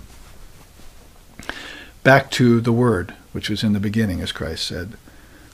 So, however you say it, with philosophy or with metaphor or with humor, it all amounts to the same thing. And it brings us to this third and fourth sloka that's new to us now. It says, rejecting conformity with the world, the body, and the Shastras, remove superimposition over the self. That's 3. And I'm going to take 3 and 4 together. 4 says, the mind of the yogi perishes as he stays without intermission in the self. Knowing through reasoning, shruti, and experience that he is the self in all beings. So, the mention of Shastra there would, of course, refer to inferior or non-revealed teachings. There's conventional teachings going around, some, that aren't really helping you to get out of the process. They're leading you from, conventional religion into your ancestors and back again in these rounds of inferior thinking, where there's these shruti, says here, which is this revealed scriptures that you want to take to. It was an ancient teaching in Lord Vashishta's time too, and he gave that to the early teenage avatar Ram. He was one of the 12 who knew that avatar was come to earth in the form of Ram, so he gave him that teaching about the revealed scriptures as compared to the ordinary shastras. So the Upanishad is, championing that. It's getting on the side of this further viveka that you need to make. It's not just I'm not the body and I'm not the senses. No, you work your way up to the mind and the intellect, you find the scriptures, right?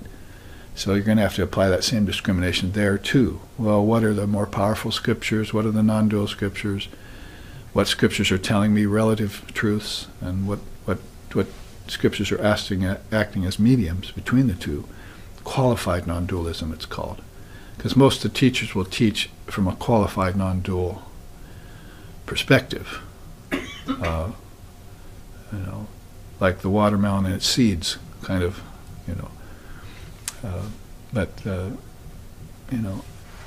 the non-dual perspective can't be taught from, really. It can only be sort of pointed at. So the best pointer is these qualified non-dualistic teachings. That's called Dharma.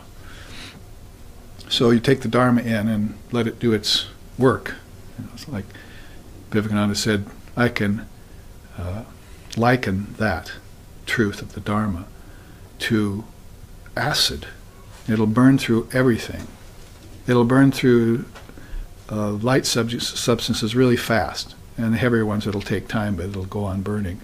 Like a river carves a canyon out of a prairie, just by constantly running for millennia. So that truth put in the mind of even the densest person will finally awaken it to its true natures, might be what you're saying. But if your mind is already subtle and qualified and prepared, then you hear that truth once and it awakens you. And that's the whole meaning behind the Mahavakya. The teacher used to lean forward and whisper this in your ear when he thought you were prepared and ready, and you'd go into samadhi. This happened in the case of Sukadeva and others who are great souls, young, great souls, that is. They were in their young stages of life, and their gurus, finally seeing them to be so qualified and ready, breathed a Mahavakya in their ear, and they had these higher states of consciousness dawn on them right away. So it's hard to believe, but when you see Sri Ramakrishna in the 1800s, you see that he was open to suggestion of a spiritual kind all the time. If he saw someone sweeping with a broom, he'd go into samadhi. If he went to the zoo, or he was taken to the zoo and saw a lion, he'd go into samadhi. If he went to the wax museum and saw wax figures, he'd go into samadhi. Other people are going and doing those same things, and nothing's happening to them. So there's this seeing God in everything that's gotten into this man. And so you have to be careful where you take him. Right? He took him to a circus once. The English were there in India, you see it. So they had these circuses. So he saw this woman standing on one foot on a horse riding around, jumping through a ring of fire, right? For the benefit of Mr. Kite. So there's this thing running around, you see, and she's balancing on that. So he was like marveling, so what practice she needed to do to attain that. It's just like spiritual life, that you need to practice it so carefully to attain that kind of balance, and you'll get that experience of samadhi, fame, as it were. You'll become famous among the knowers of Brahman, like the seers have become. So the difference between ordinary scriptures and shastras, are called maybe, and revealed scriptures, shruti, is important. In fact, shruti means to be heard. You must not pass your lifetime without hearing these truths. That alone will kind of initiate you into a higher way of thinking, and you'll probably just say, yes, that's the truth. And you may not go away and make it a subject of study even in that lifetime. You may go back to your life and just keep that, in your wearing cloth, hidden, as Sri Ramakrishna told Vivekananda. Take it out every once in a while. Oh yeah, I remember, So, but of course that's not going to be the way with the seers and the gurus and so forth. They're going to have to major in that subject so they can say it to thousands of people with the power to awaken them in one lifetime. Awaken them with one sentence, that was back in the old days in the Satya Yuga and Treta Yuga. Kali Yuga, you're going to have to keep telling them.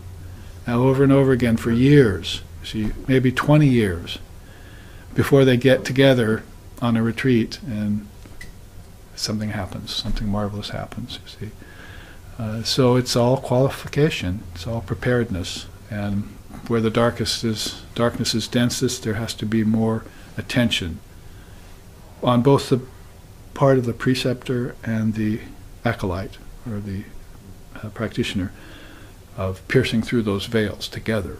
It's like one's coming from the light, one's coming out of the darkness, and they're each working at different levels.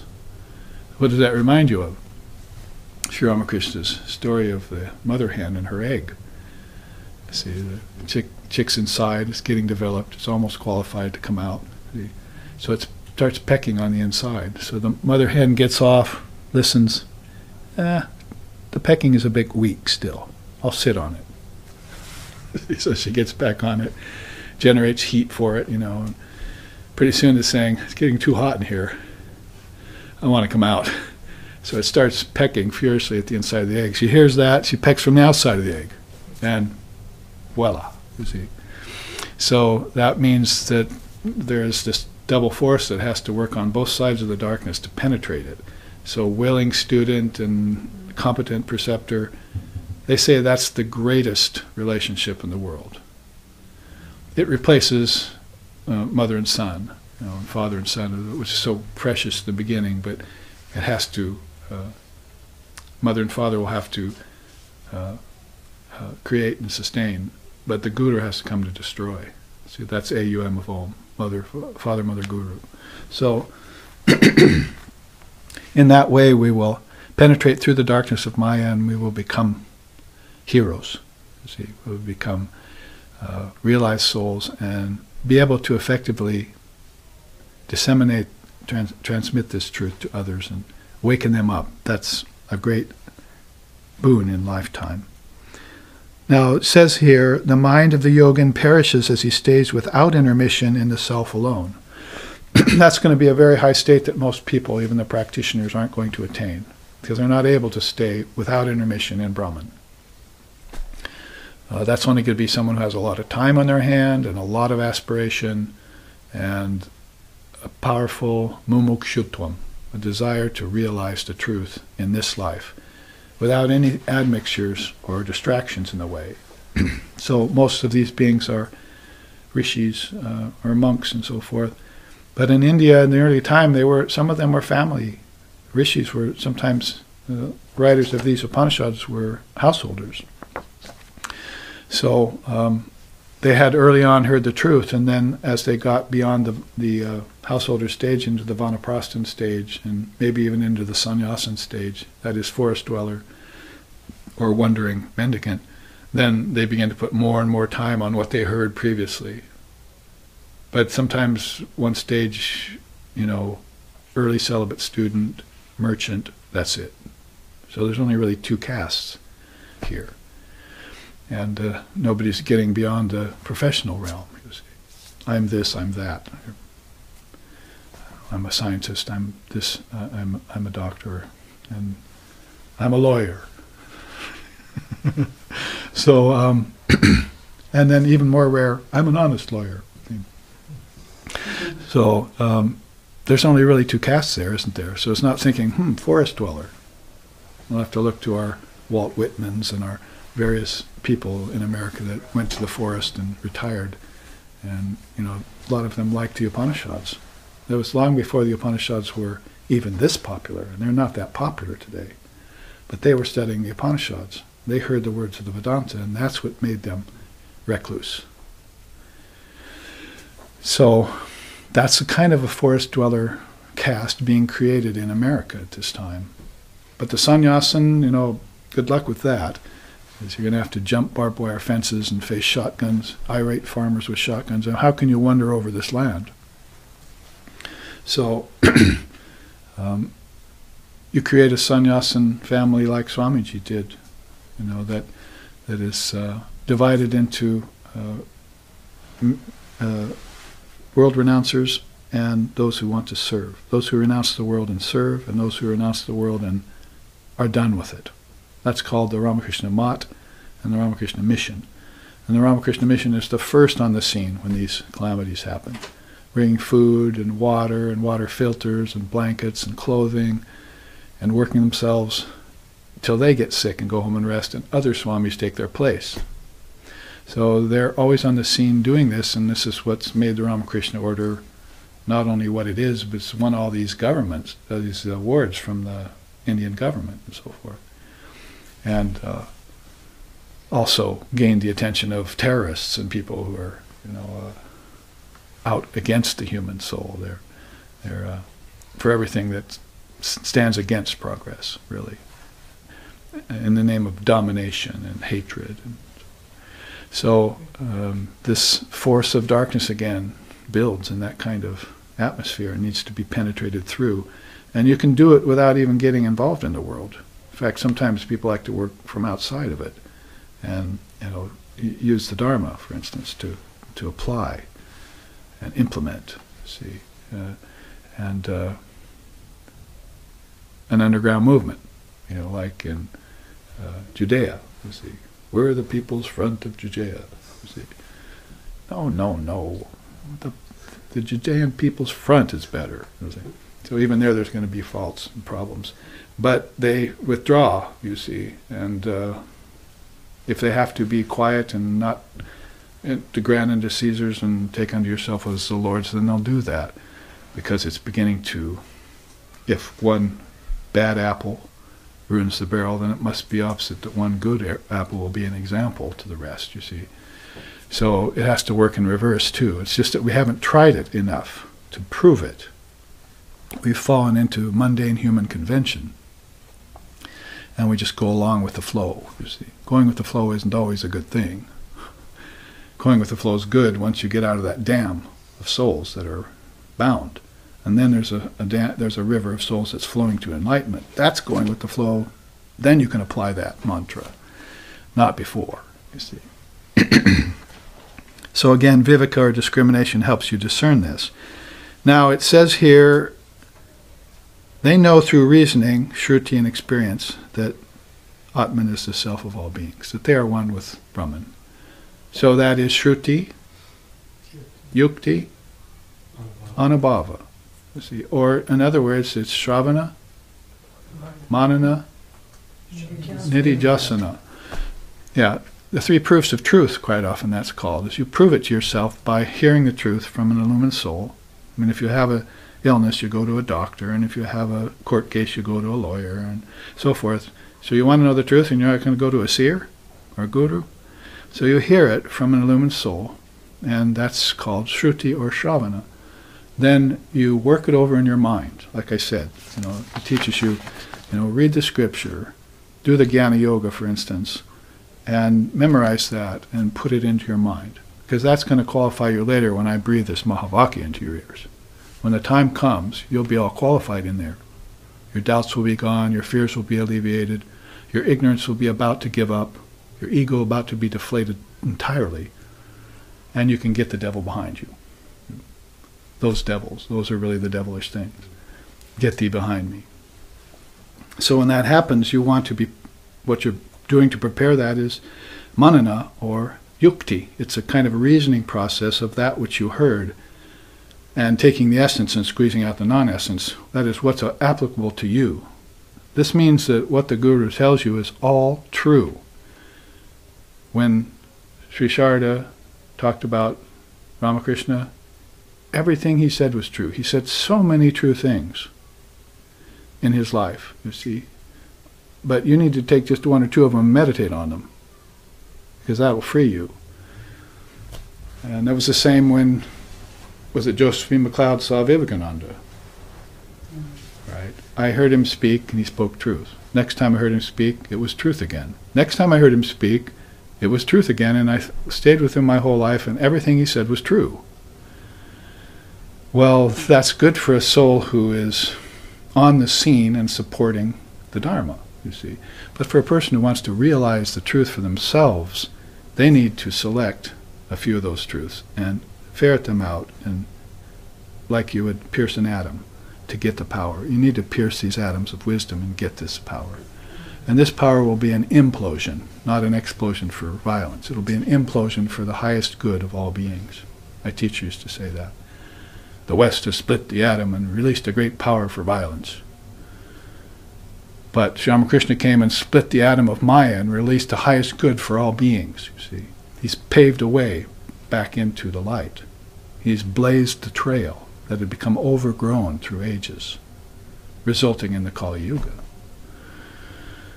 So again, that darkness has to be rent asunder, see.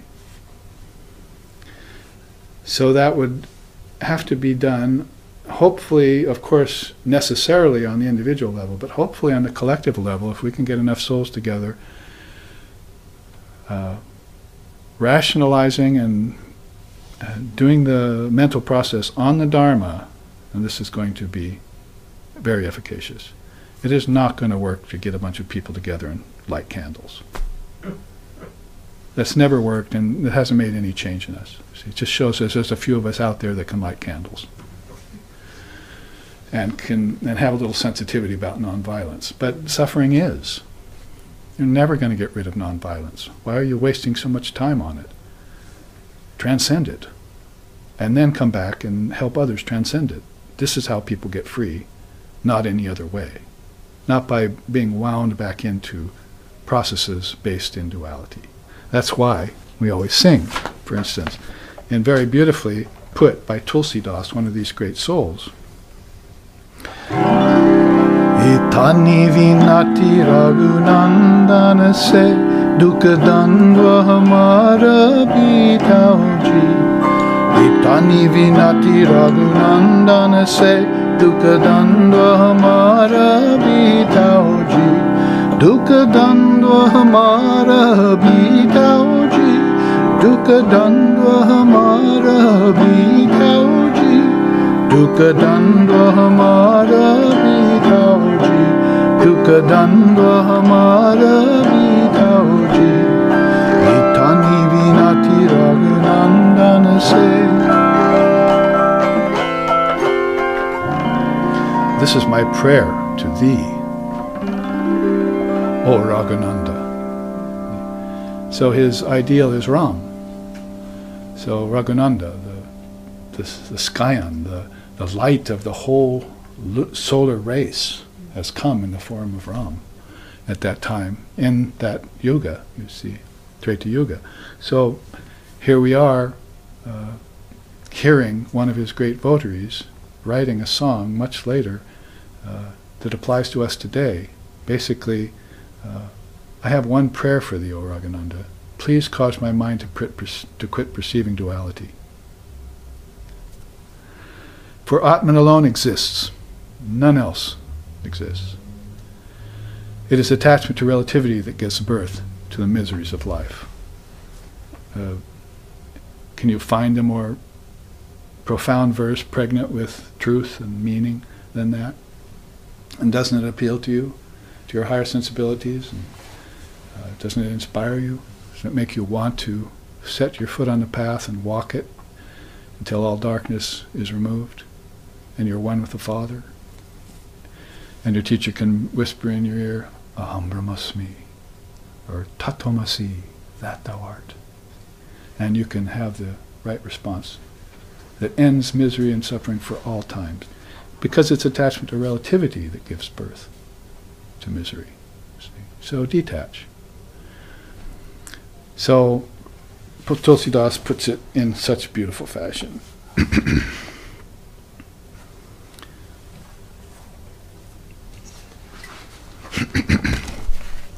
All of this based on this Shruti Yukti. Now what happens after Shruti and Yukti is called Anubhav. You get direct spiritual experience. A lot of people might stop hearing the truth. Some people might start reasoning about it a little bit and maybe get through some of that process. But you need to have direct spiritual experience. That is nididhyasana or anubhav. You need to have this direct spiritual experience of what you're talking about. And this is where Sri Ramakrishna starts in the Gospel. When he says, "Fi on book learning," he doesn't mean on scriptures. Shruti Yukti Anubhava. That wouldn't make sense. He means fi on intellectual book learning, fi on dime store novels, fi on murder mysteries, fi on wastes of time, even fi on classic literature. Get over it and get on to the truth of your being. Even fi on the pundits and their preoccupation with reciting scriptures over and over again with no effect. See? The evils of the priestcraft. You fi on all that. You need direct spiritual experience from what you've heard. And you follow it through with the reasoning process. Now, all of this is Vedanta in essence because you can sit there and do this without leaving your seat. You can hear, you can reason, and you can realize and have this all inside of yourself because it all began inside of you. The Guru, the scriptures, and enlightenment all exist inside of you already. See?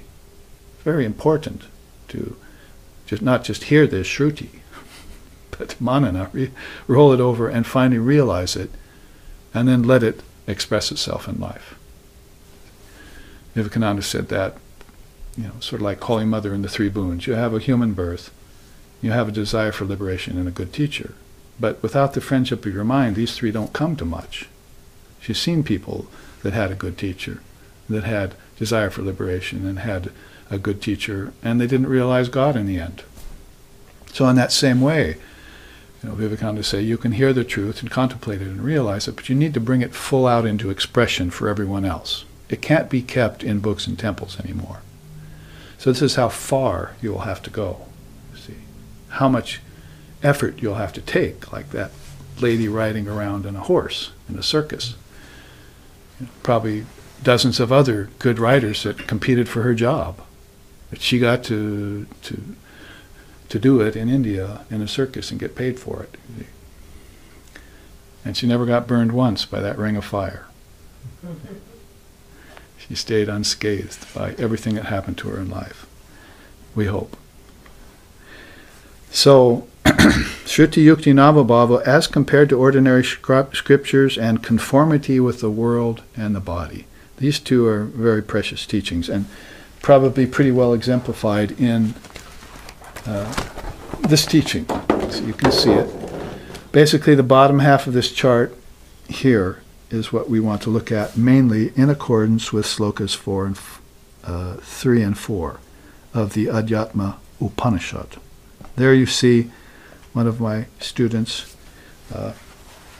drew this image of Vishishta for me, sitting there teaching the four sentinels. But first, before that, you see here the three great sources, I call them the three proofs of truth as well, are these Vidya Shastra, Guru Anushasana and Aparokyanubhuti is another way of saying this. He says, trying to realize God without the help of the scriptures is like trying to grow crops only at night. So you're not going to cast the scriptures out just because there are many words and they may be hard to realize. You're going to go get a teacher to find out what they mean. That's Guru Anushasana. Beings unwilling to submit to the preliminary process of self-effort will either have a mere brush with spirituality or will get misled via attraction to spurious teachers. Right out of the ancient teachings. So how important an authentic teacher is, not a water snake, but a cobra for your frog ego. And also how the teachings are going to get explained for you in no uncertain terms, accept them or not. This is where we stand in the Dharma. This is how we take our stance against the world, its miseries, its sufferings, because they're ongoing in cycles and the truth is free. Always. So what's keeping you from committing to the truth and working it into your life? What's stopping you from putting death in its own grave? Making doubt doubt itself. Making fear afraid of itself. These are not yours. These are not noble to hold onto. There shouldn't be one inkling of them ever suggest itself in your thinking process. This is how Vivekananda was, you see. We will crush the stars to atoms and unhinge the universe. We will go beyond death, you see. Because death is an illusion. We have pronounced it so. We have seen it. We have seen ourselves beyond birth, life, and death. And that self is unchanging. It's eternal. It's Sat Chit Ananda, see. Existence, knowledge, and bliss absolute. It's immutable. It's ever free, never bound. How many ways they've said it in different ways. It's a Buddha nature, see. Now, aparoksha anubhuti is direct experience from that. After the Guru and the scriptures have been consulted, the quest for realization of the Atman begins in right earnest. So Lord Buddha said the same in his Eightfold Noble Path. You see, Ashtanga Marga, is that you need right perspective and right means and right livelihood and a whole bunch of other rights to right the wrongs. See? And so, you can't proceed in spiritual life unless you have the right mental perspective, until you've been corrected. Otherwise you're going to make errors, not just in life, but in your spiritual life. And you'll have to backtrack. Backtracking is something that's not allowed, or would prefer not be there in yoga. Of the 9 antarayas, you've got backsliding. See, you're backsliding all the time, so you have to go back and reassess something you learned and find out that it wasn't quite right and pure, and correct that, and then you can go forward in this block that came up, you see. So you're always backtracking to try and put something in. Well, that's better than backsliding completely. 1 step forward, 2 steps back forever, because then you're going to end up back in the primordial ooze, you see. I guess I was a paramecium after all. But what about the wisdom of the seers that transcends birth, life, and death? They were never born in the primordial ooze. They were never a form. Not to speak of a monkey or a chimpanzee or a brutish human being involved in violence and war. They were always the Atman, pure and perfect, and in knowledge of that fact. And so they never were born and lived and died. See? We look at their lives, we think, eternal life. See? They lived the longest. Christ for 2,000 years, Buddha for 2,550 years, Vashishta for 10,000 years possibly, back to Ram's time. Have we forgotten them? But every other great thinker we forget over a few hundred years.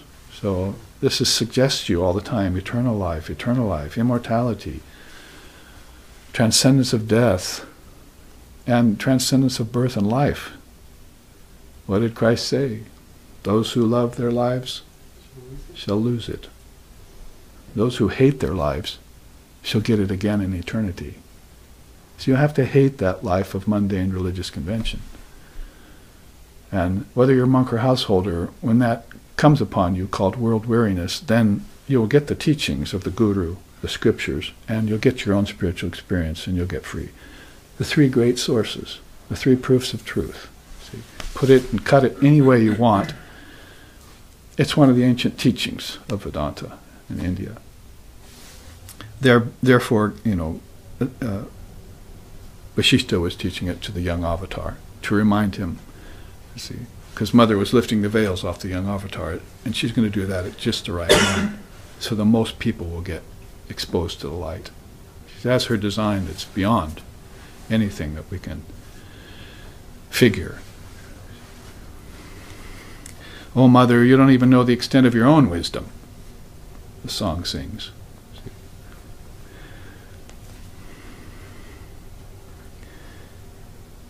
So just while it's up quickly, there's the four sentinels. You need peace, quiescence of mind. You need contentment. You need self-inquiry, and you need holy company. So if you're talking about quiescence of mind, contentment and all that, then pretty much you're like Holy Mother saying, you need peace of mind first and foremost. He says, causes desires and sorrows to vanish, grants unruffled composure, and facilitates the attainment of moksha. You cannot get to freedom and liberation without that springboard of peace. Maybe it's not the peace that passes all understanding yet, like Christ was referring to. That's something higher. The pearl of great price, that's something higher. But this peace could be called what? Gunically speaking. Sattva. Or pure sattva. Because Shankara made that distinction of the three gunas. If you look at sattva, it's rather binding. Binds you to happiness, see. But if you get pure sattva, you might get contentment. I was telling maybe at the retreat, or maybe it was at the prisons the other night when I was teaching Vedanta to these incarcerated souls, that I met a woman down in San Francisco who was a Vietnamese woman. She was an American. She was a Hindu Swami and yogini and so forth. And she was a woman. So I got to know her and came to her center, taught and sang at her ashram. And one day I saw her after a couple of years and I said, oh, hello. So, namaste. Are you happy? She said, Babaji, you know there's no happiness in this life, but I'm content. She'd merged all four of those things together, and she was content in her life. You see, she'd brought all these diverse things into unification, and she was content. Brings bliss without longing and aversion, strengthens inner detachment, and sharpens one's insight. What's not to like about contentment, as compared to happiness and sorrow, and tamas and rajas, and so forth? Well, Atma Vichara kicks in, ushers in discrimination, ends cycles of rebirth, clears doubts, and leads to the highest state of consciousness. Do I really want that? It's a no-brainer. And that's the point. No brain. No mind. Yeah. No matter, no mind. No mind. No mind, never matter, you see, or reverse it if you want. It works either way. If the mind's not there, the headache's gone. So if the brain's not there, then all these dualities are gone, and you're living beyond mental complex, you see, and its karmas and so forth, and you've begun to transcend into the result of neti-neti, abhava. I'm free of all emotions. I'm free of all moods, like rajas, tamas, and sattvas. I'm even beyond the devotional moods. I just feel like I want to remain equal all the time. Because that's what the Atman's like, and that's what Brahman's like. Holy company might be something, then, that comes in the train somewhere in this process. He says, expands the intellect, neutralizes karma, transforms the mind, and takes one across the ocean of samsara. I don't know if I want any of that. So maybe if you're still in doubt, Satsangatve nisangatvam nirmohatve nirmohatvam nischalitatvam nischalitatve nischalitatve jivanamukti bhaja govindam bhaja govindam bhaja govindam mudamate samprapte sanihite kali nahi nahi rakshati dukarin karane. So Satsangatve, from holy company. You see, I get freedom from delusion. Freedom delusion, I get resolve, nishchaya. You see, from that I get freedom from delusion, and from freedom delusion I get freedom in this liberation in this life, freedom in this very existence, jivan mukta. You see, so looks like maybe I do want those things. You see, because freedom in this life sounds mighty good right now compared to what's going on out there. The masquerades of Halloween, for instance. The more decorations on houses than at Christmas now. You noticed? Yeah, it's true. I was walking along on the cell phone outside the ashram so I wouldn't bother anyone, talking, you see, making my evening call, walking along, I said, right there in the yard was this like glowing gravestone. Out of it's a hand and a head glowing. I see rip, you know, and dead corpses around it. Somebody had implemented this into their front yard. It's actually quite surrealistic to stand there at nighttime and see that, you see, with the comfort of other houses around.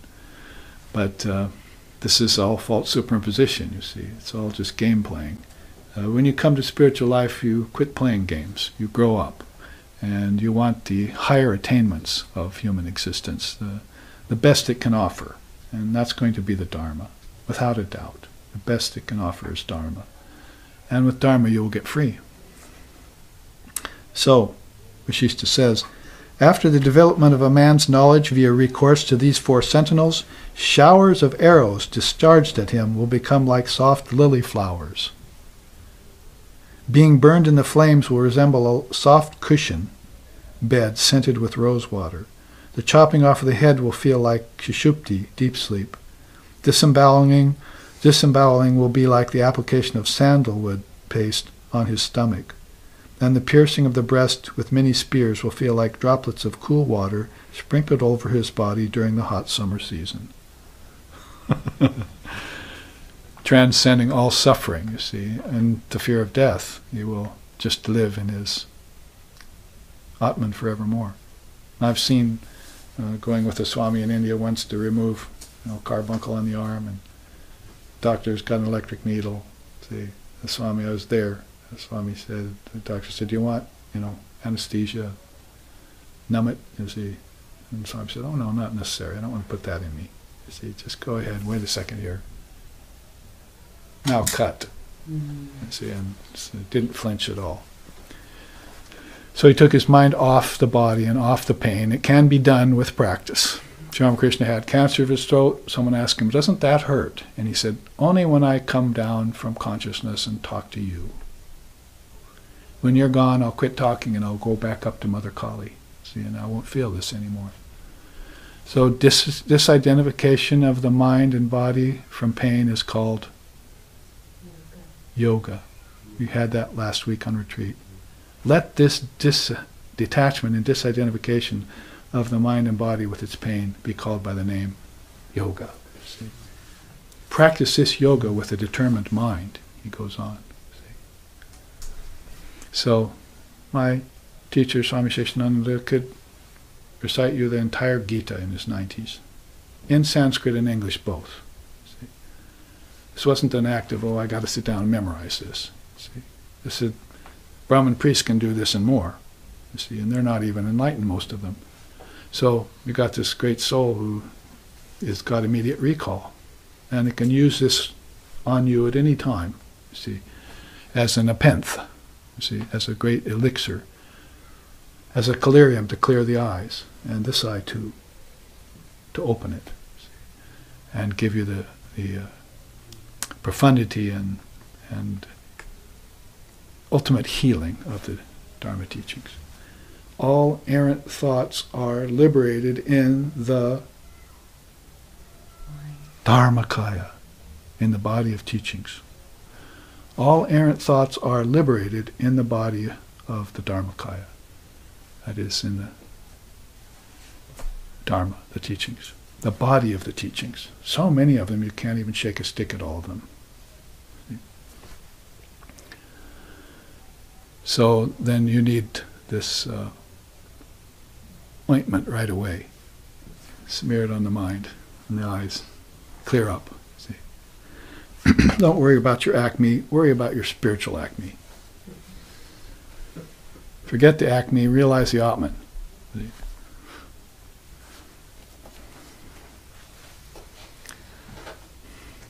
Now,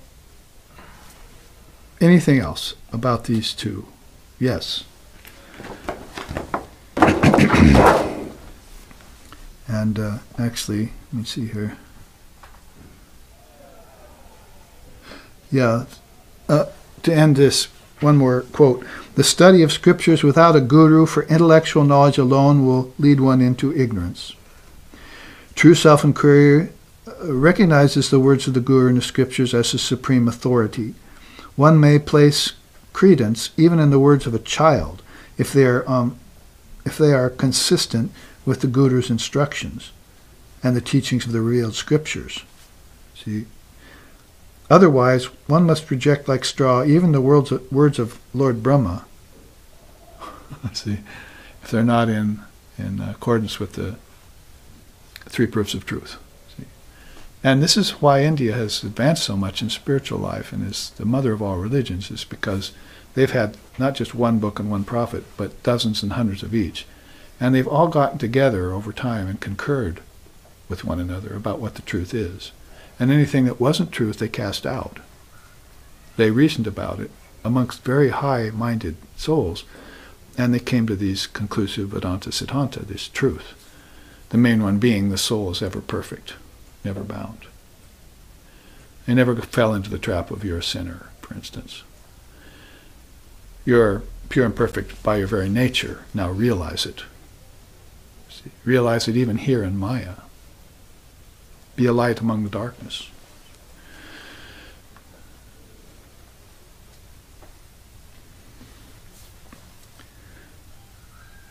So with that kind of concurrence, there was an open-minded spirit that also was on India all that time. We want to give everyone a right to say what they believe. So Charvaka comes forth, you see. I have this way where I think the world is real and materialism is a good path. So they said, let's hear your reasoning. See? And so he was so adamant about it, they made it one of their paths. You see, Charvaka it's called. You know, it's not very well liked in India. It doesn't have any followers. We don't hear about it. But still, they gave it a chance, you see.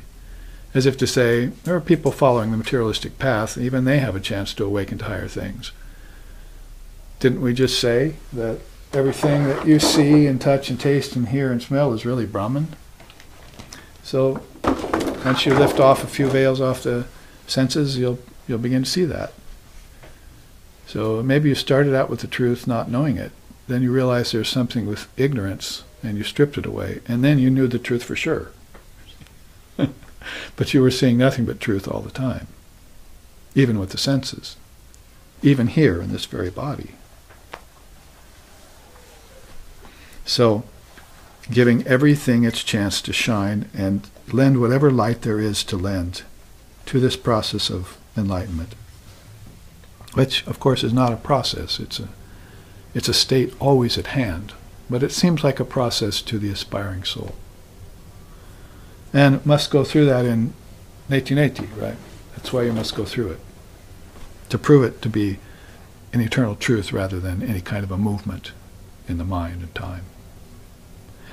So here, now I show you this that I flashed earlier in regards to this teaching. In fact, let's take the next sloka with it. Without granting for a moment even a toehold for sleep, gossip, verbal exchanges, and self-forgetfulness. Meditate on the self in the self. Don't even allow it a toehold, say on retreat. See, no sleep, no gossip, no verbal exchanges, and no self-forgetfulness. This is how you hold vigil in retreat in an Advaitic way. See, this is your one chance to do it. Because God knows, and I've heard tons about it in the last 2 days, about the evils of family and ancestors. Outright evils. People out there with a totally worldly perspective doing everything they possibly can to squelch the light of the Dharma. Coming from different emails and from different people that have come to me. Evil people, you see. Demoniacal people. Masquerading as good people, trying everything they can to destroy anything that resembles divinity, spirituality, higher thinking, transcendence, peace, bliss.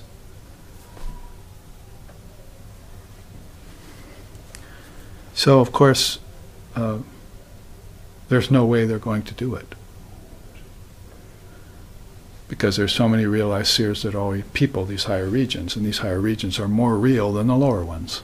So do all you want to try and be antagonistic to the Dharma. It's not going to work. You will fail in the end.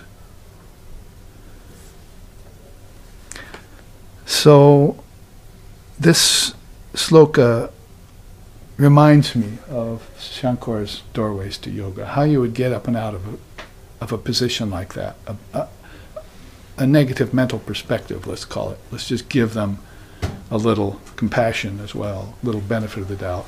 How are you going to lift yourself out of that false thinking and that errant path? All errant thoughts are liberated in the Dharmakaya. How am I going to get there and liberate myself? Make my thoughts positive, not negative. Constructive, not destructive. You're going to do it through Shankar's way, he says, of starting out with these doorways. Control of speech. He says, be quiet and destroy darkness by seeing oneness everywhere. It's a quick fix, really. You've seen nothing but Brahman all your life anyway, so why not cop to it, as they say, you see. Let's affirm it, and let's act like we know it, you see, even if we have to pretend first. Blind faith is better than no faith, so assume the position. When you put it on, maybe it'll become true for you. You'll remember what it's like. The story Sri Ramakrishna told about a robber going to a rich man's garden, you see. So in India, in the rich man's garden, if you're a sannyasin, you walk right in and sleep there for one night. You usually don't stay. He opens up his garden to these holy men, and he can actually go out and talk with them, you see, and get some higher thinking going on in his materialistic life. See? So he's open to that. But this robber comes in, dresses himself like a holy man, and sneaks into the garden to steal. So he's going around in masquerade like sort of a zombie, you see, at Halloween. And he sits down, and the other holy men see him. Oh, you're new, we haven't seen you. Tell us your wisdom. See? So he starts, ad-libbing and so forth, and they realize that he doesn't have a lot, but okay, namaste. And so he leaves later that night. He thinks, gee, I know I went in there to steal, but they treated me holy. That's a new feeling for me. Maybe I'll assume that more often. Maybe I will think of myself as holy. See? And so that recalled all the holy samskaras from his past lifetimes. He's got good, bad, and mixed morning. Thank you very much. And night, and day, and deep sleep. He's got it all back in there, you see, but some of that is good. So it's just in that lifetime, because of the company he kept, that is the opposite of holy company, he got his negative samskaras watered, his seeds back there watered, and that's what he had to suffer as karma, you see.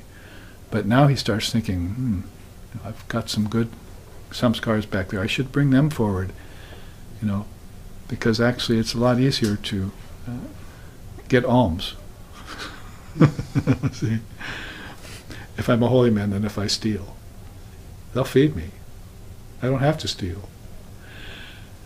So he starts out with mixed intentions, but basically he's got this remembrance of divinity in him.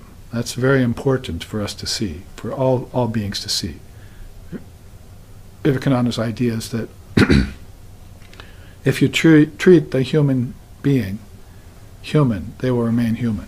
But if you treat the human being divinely, they will become divine. You'll bring out their divine nature. So he's not into serving God, serving mankind. He's into serving God in mankind. You don't serve the human ego, because then it begins all bloated, becomes a arrogant American, you see. Becomes an evil monarch, you see. Wants to dominate and thinks it's the best, and it has no other recourse but to take its ego as the sovereign. But treat it divinely, you see, at first, and then he brings out these good qualities, becomes selfless, lives for the good of others, begins to grow mentally, intellectually, philosophically, and finally spiritually, and ends his life with a breath of realization, has his first conscious death.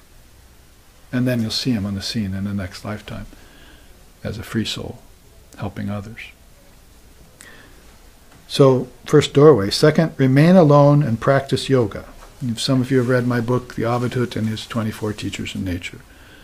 His name was Ekanta, and so he loves lonely study. He's one, Eka, and he loves that oneness, being apart from everything else. He goes to the forest, he reads, he studies. He finds a couple of gurus in the forest, householders that live as forest dwellers, takes teachings from them, finds another isolated person, yogi, in a cave, goes up there, climbs the mountain, goes in the cave, takes teachings from him. He likes to be alone, see? And that's so he can still the mind, so that when he hears these precious truths, they will go deep without the distractions in the way. Give up expectation, desires, and practice non-receiving. Who else said that as almost the very first precept of yoga? Patanjali, and it was called aparigraha. You do not receive gifts, because if you receive gifts and deal in commerce of giving and receiving, it makes you forget your past lifetimes. That's why you're born without remembering them. In materialistic societies, with parents who are also involved in commerce, trying to get ahead, get the American dream or whatever you want to call it. But these souls, Vishishta, Shankara, they were born to parents who didn't receive anything. They said, I'm very happy the way I am. I'll receive only what comes to me as in course of my efforts that I exert each day. Equal measure. And if you know that's the rule of thumb in Divine Mother's universe, then you won't transgress it. Sri Ramakrishna said there were two daughters, stepmother. See, stepmother measured out just the right amount of rice for them in a bowl each day. They got just that much, no more, no less. One day she dropped the bowl while she was doing the serving process, and it broke. And both the girls thought simultaneously in their mind, now we might get more. Big mistake. See? You only get just exactly what you need and no more, and you should be content with that. Otherwise, are you going to be able to attain contentment? Are you going to be able to get bliss? You're going to be able to free yourself from aversion? You're going to be able to strengthen your detachment and become a noble soul like you are? No, you're not, because you're always looking for more and more and more. The yogis say giving away gives you more bliss than receiving. So they give away everything, and they're left with nothing, and they go, this feels good, you see.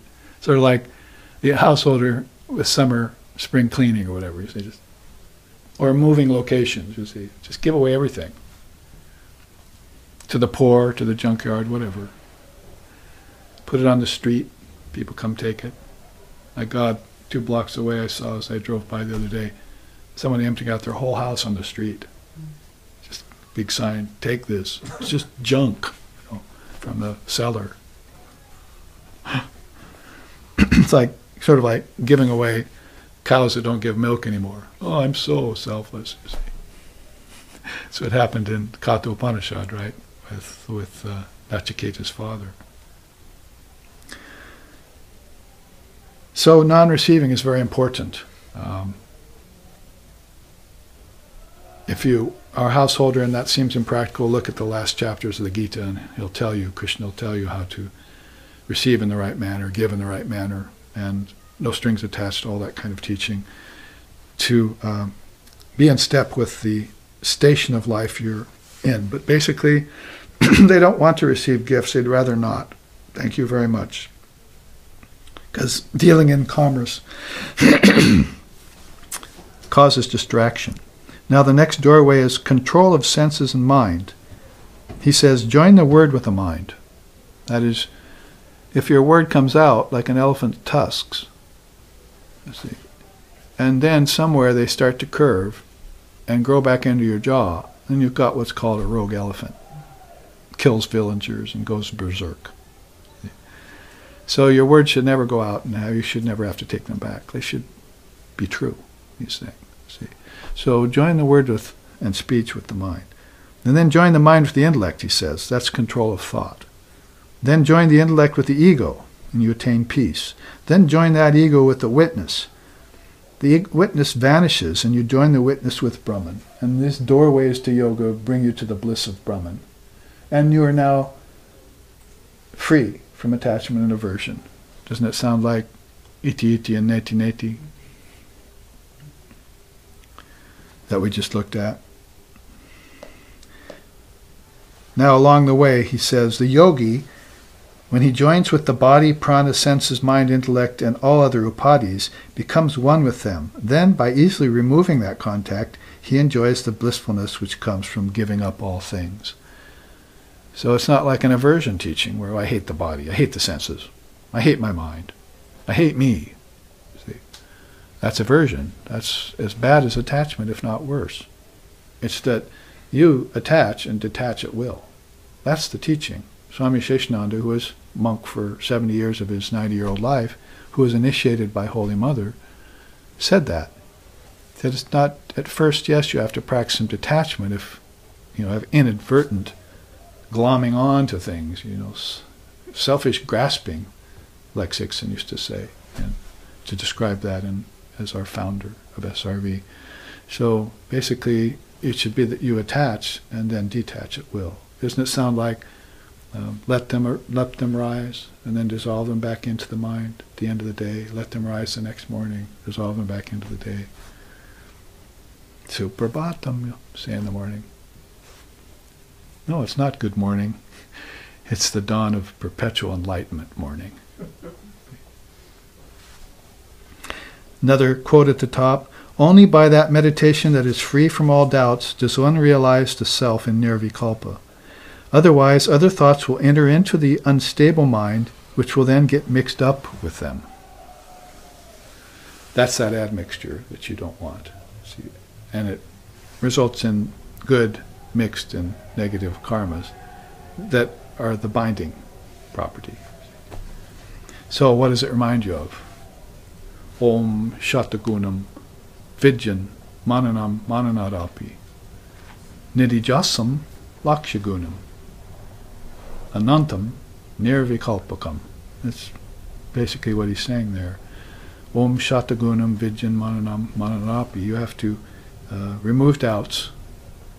You see, basically you hear the truth, you meditate on it, and you realize it, right? Then what happens? That hearing about Brahman is good, taking teachings on Brahman like this is better, meditating on Brahman is better still, but best of all is that meditation which all doubts disappear in, and one realizes the self. So right out of the Vivekachudamani, these teachings, Shankara's doorways to yoga, and we will continue this on tomorrow. Remember, we have reached through to Sloka 5, and we've also taken the preliminary teachings. What we studied today, I'll repeat to you. Rejecting conformity with the world, the body, and the lower scriptures, remove superimposition over the self. The mind of the yogi perishes as he stays without intermission in the self alone. knowing through reasoning, hearing the truth and experience that he is the self of all beings. Without granting for a moment, even a toehold for sleep, gossip, verbal exchanges, and self-forgetfulness, meditate on the self in the self. And that's Sloka 5, and that's where we've made our way through to that at this point, after a weekend ago, having looked at all the early teachings and reviewing them today and studying these 3 slokas with these charts that will clear them up for you. So we'll meet again tomorrow morning at the same time, after our puja tonight, which will engage in bhakti yoga and some worship. And we'll come back to the Jnana Yoga tomorrow morning and apply ourselves to these teachings and eventually see the truth, and the truth will then set us free, which we already are, but we don't know it yet. The mind has to catch up to the fact that we've been freed, even by seeing a great soul like Sri Ramakrishna, hearing about a great soul like Sri Sharda Devi, and actually having him set foot on our continent in the late 1800s in the form of Swami Vivekananda. Om Tachnayo, Om Tachnayo Ravrinni Mahe, Gatong Yagyaya Gatong Yenupataye, Daivi Swastarastu Naha, Swastir Manusebhyaha, Urdhvam Jigatu Bhesajam, Samno Astu Dvipade Sangjatushpate. Om Shanti Shanti Shanti. May we make an offering of the small self into the great self. May we always delight in this offering. May we always revere the Lord and Mother of all sacrifices. May divine blessings be upon us. May peace be unto the entire human race. May healing, well-being, and prosperity then also abide among us. Om peace, peace, peace. May peace be unto us, and may peace be unto all. Om Hari Om.